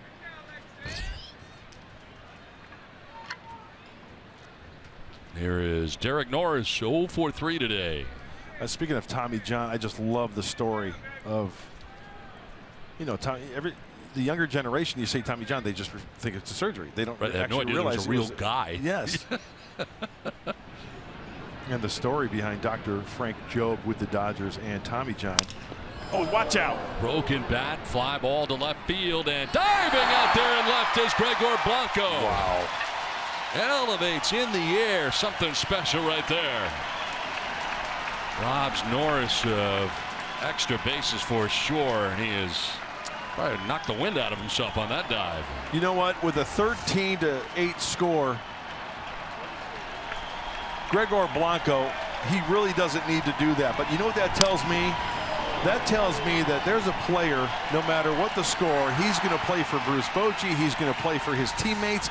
He's going to try to pick up his pitcher no matter what the score is. That's one heck of a play by Gregor Blanco.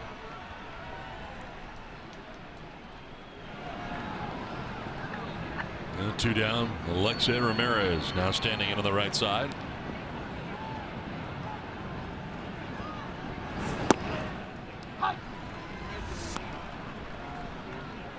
Thievery, taking away extra bases from your guy. He'd pick the stick today, Derek Norris. That's right.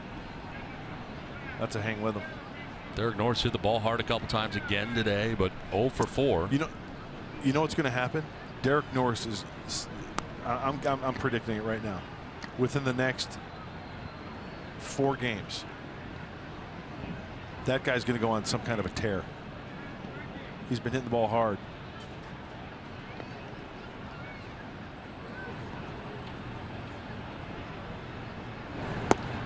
In tight, running in on Ramirez with 2 outs here in the 8th. You know why I got you the endless weekend candle? Because we're going to Los Angeles for the weekend. You think of our jobs. It's like an endless weekend. It is. The days really don't matter. It's no, like it doesn't a weekend matter for Monday, us, Tuesday. right? It's all weekend for us. Line down the left field line, foul. I thought you knew that it was one of my favorite scents. I thought that's why you bought it, because it is. Is it really? Yeah. Seriously? Yeah, I swear to God. You know why? Because I used to love Seaside Holiday, and then they discontinued it, and the closest thing to Seaside Holiday is Endless Weekend. Yeah. You know, it's like you knew. I had Honolulu Sun working last night in my room. Did you? Yeah. Low and away, ball 3. I feel like you know me, you know? It's like, it's unbelievable.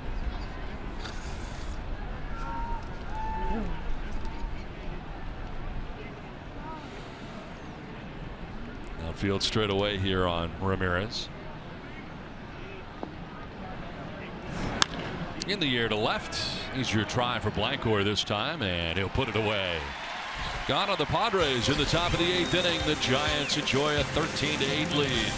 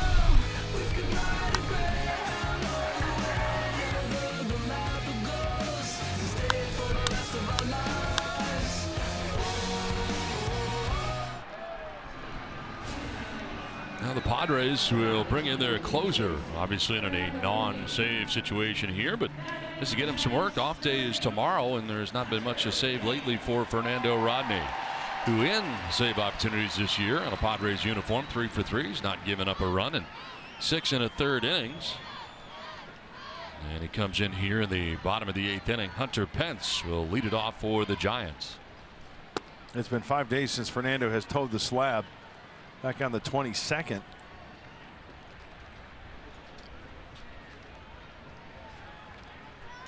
Third save of the season on that outing last Friday with a scoreless ninth. And that's the thing about baseball, Don, is we talk about all-time closers coming in a game like this. And it's maintaining that mindset that every inning's a big inning. You hear from a lot of closers, though, in these non-save situations, these outings where they come in just to get a little work. Yeah. How hard it is to grab that adrenaline, that drive that you normally have. And a lot of times those outings don't work out too well.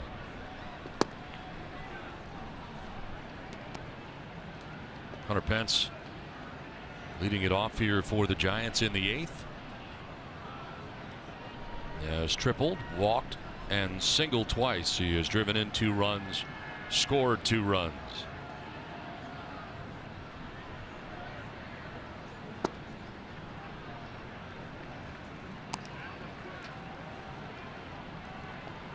Giants trying to sweep the Padres in this 3-game series.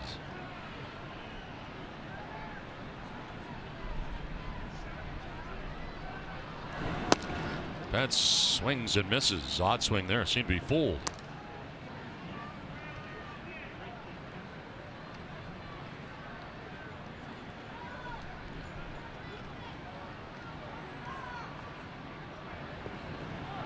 The win today, Bruce Bochy's Giants would move a game over 500. Padres would be dealt their 5th loss in a row if the score remains the same.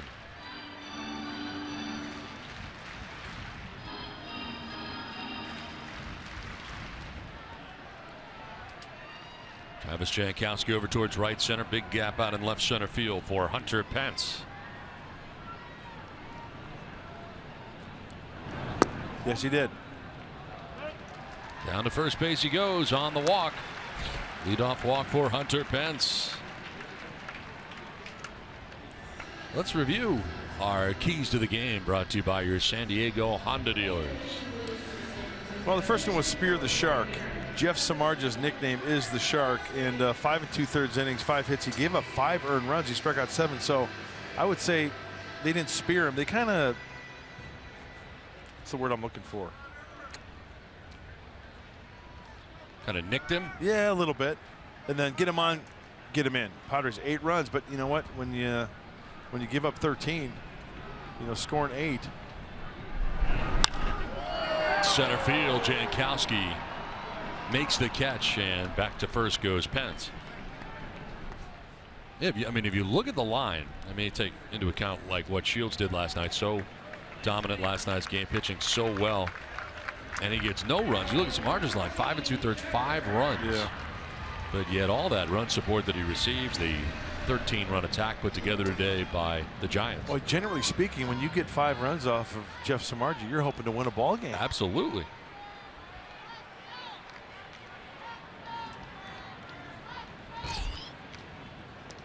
Trevor Brown with a runner at first, 1 out.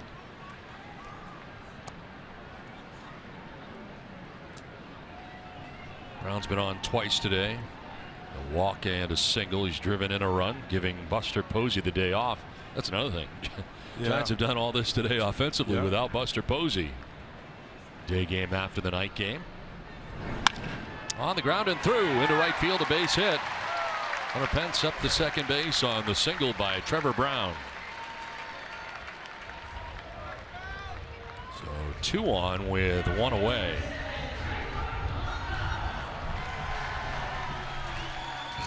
Don't you wish you could just jump inside a closer's body and mindset to where it's the 9th inning, it's crunch time, it's 1-run lead, right? And then to find out what the difference would be like in a game like this. Yeah.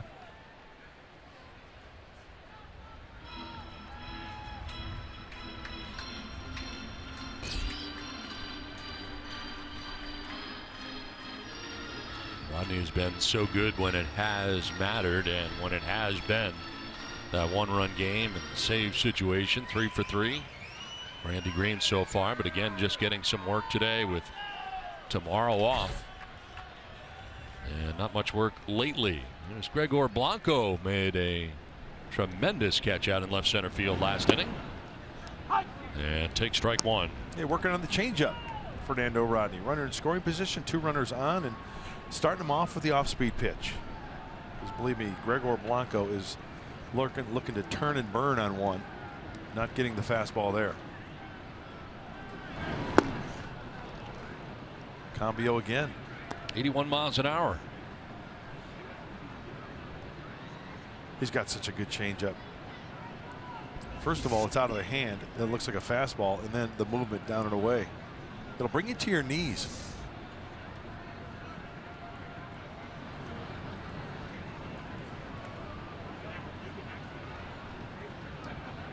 Throw him another one. Why not?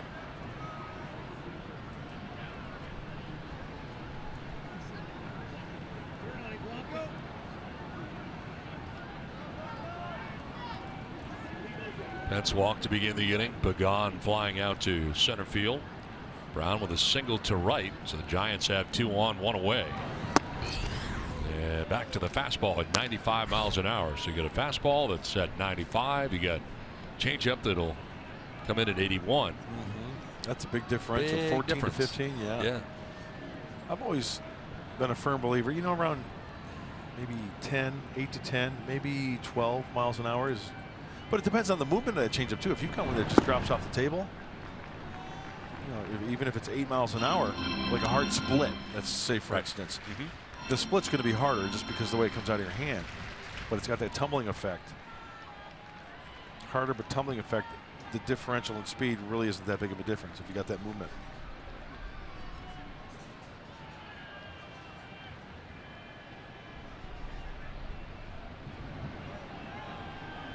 Two. Not close. The changeup running away that time out of the hand of Rodney.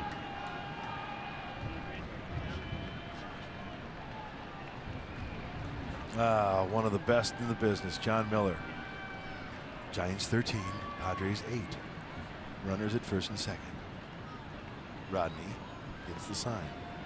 Sets the pitch. Ball outside.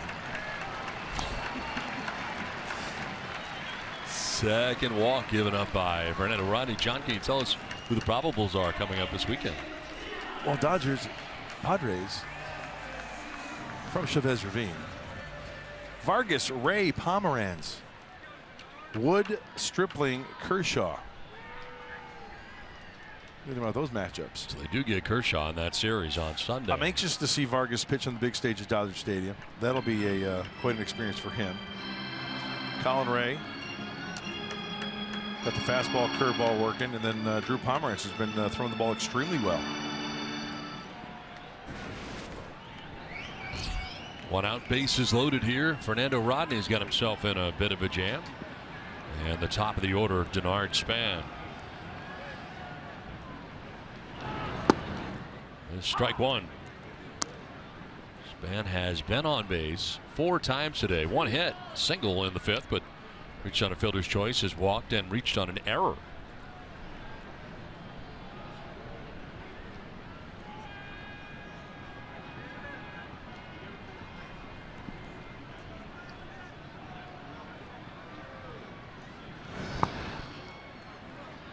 Now a ball and a strike to Span.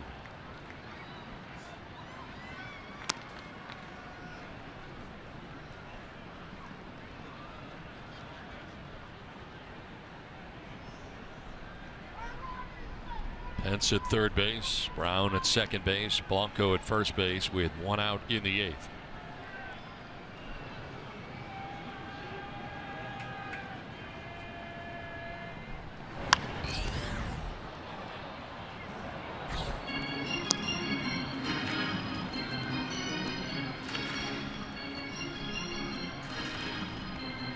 Bases filled with Giants here with 1 out in the 8th inning. San Francisco already on top 13-8 in this contest. Big damage in the middle innings for the Giants. 3 in the 3rd, 4 in the 4th, 2 in the 5th. Cashner chased from this game today after 2 2/3 innings. 4 hits, 6 runs, 3 of the 6 earned.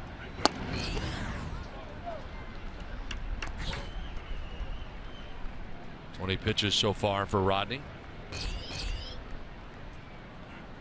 Joe Panik waiting on deck.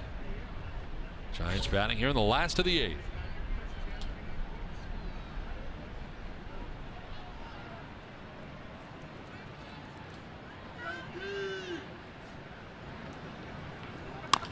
Chopped by the mound towards second base. Weeks will go home with it, and the force out there. And they're able to force out Pence at the plate. 4-2 on the force out.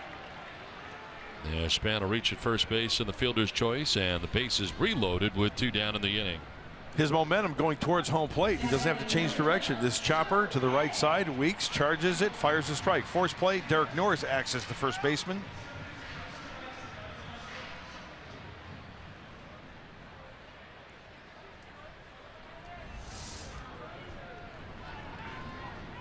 Nice play by Jamal Weeks, and it brings up Joe Panik.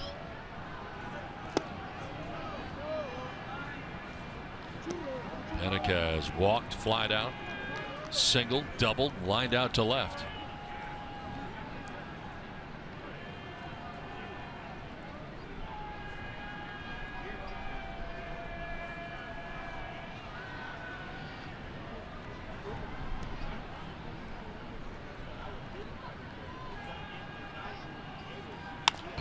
Bites it off foul over by the Giants dugout. Mentioned Jamal Weeks. Remember, it's a force play. It just needs to be in the general vicinity. Foot on the plate, ball in the glove. That's the old fielder's choice. 4-2 put out.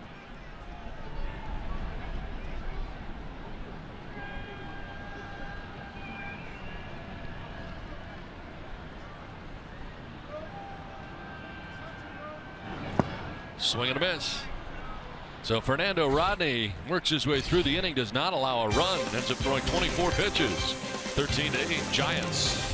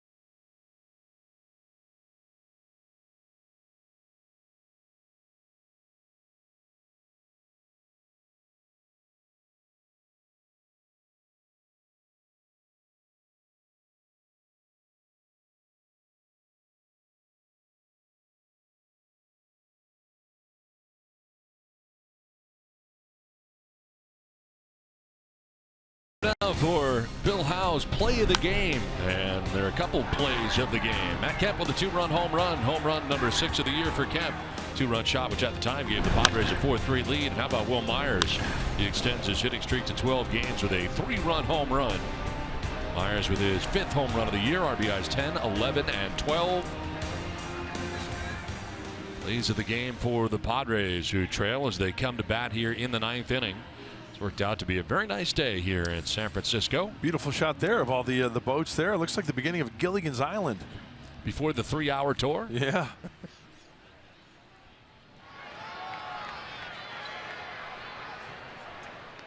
Javier Lopez into the game. First appearance of the series for the Giants. 11th appearance for the veteran left-hander in the year. High ERA. But again, just 3 2/3 innings worked. Very funky delivery from Lopez. Crossfire, throws across his body, low 3/4. And again, one of the 3 that Bruce Bochy has. Osich, Okert, and Lopez. Jamal Weeks leading it off, tripled in the third inning to drive in a run, has struck out, flied out to left. Now a liner caught at shortstop by Tomlinson to the backhand for out number 1 of the 9th inning. It's been one of those days, huh? Sure has. One down for Travis Jankowski. Get his 3rd at bat of the day. Took over as part of a double switch earlier in the game, 5th inning. Struck out in the 5th, singled in the 7th. And here he is in the 9th. Well, stay tuned after this one. Mike Pomerantz and Mark Sweeney back at San Diego, the Fox Sports San Diego studios with Padres Live postgame show. We'll hear from manager Andy Green. Going to break this one down for you and talk about what's going on around Major League Baseball.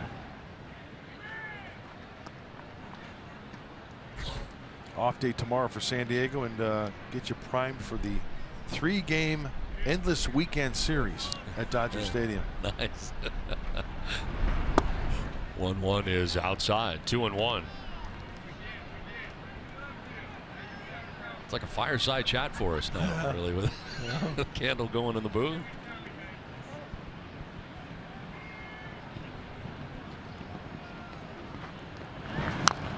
Fouled off. Adam Rosales on deck here for the Padres. As part of the switch, he came into the game and took over defensively at shortstop for Alexei Ramirez. I've discovered since I've been burning candles in my room on the road now, you got me hooked. Yeah. No problem with the fire alarms or anything. They're just such a really small flame that it doesn't affect that. But you should never fall asleep with it on, though. No. That's bad. Yeah. Strike 3 call. Oh, it freezes Jankowski.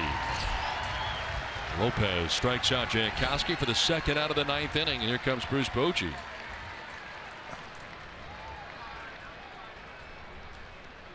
So a 2 down in the 9th inning. Going to go get Michael Broadway here after Lopez is able to retire Weeks. Why? And Jankowski. The pitching change from San Francisco. The Giants on top 13-8.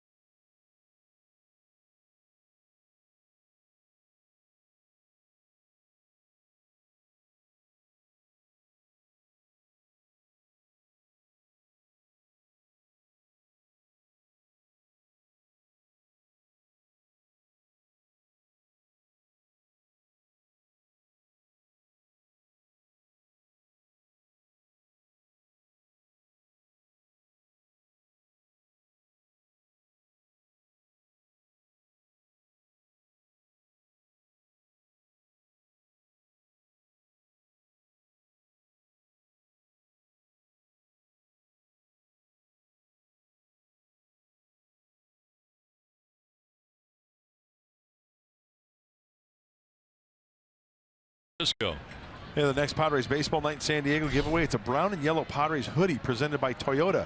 All fans in attendance on Saturday, May 7th for the game against the Mets are going to receive a hoodie. A variety of sizes will be available, so tickets are limited. Get yours today at Padres.com. I love a good-looking hoodie. 2 down here. Adam Rosales, the batter. Here in the 9th inning. Michael Broadway, the new pitcher. And a high fly ball out towards deep left center field for Rosales. And this ball is going to carry right out of here. So Rosales welcomes the new pitcher by homering out to left center field. And it's now 13-9 as he sprints his way around the bases as always. That home run is off Broadway, yo. That ball was crushed.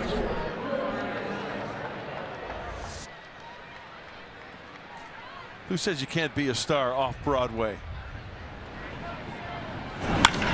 Wow. That's good sound.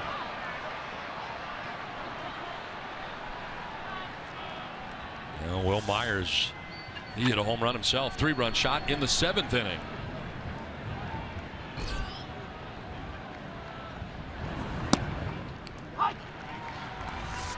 Here's the sprint. Yeah.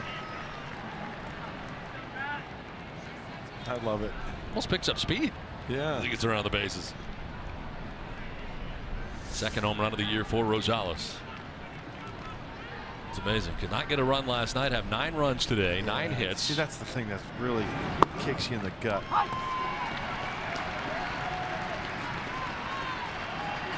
Jumps ahead of Myers here 0-2.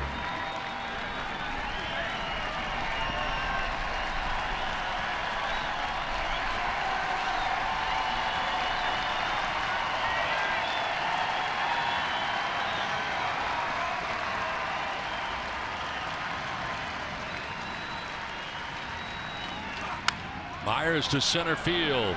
Denard Span waiting and catching the final out of the ball game. Once again, the final score 13-9 as the Giants down the Padres. Padres Live is next. Mike Pomerantz, what's in store?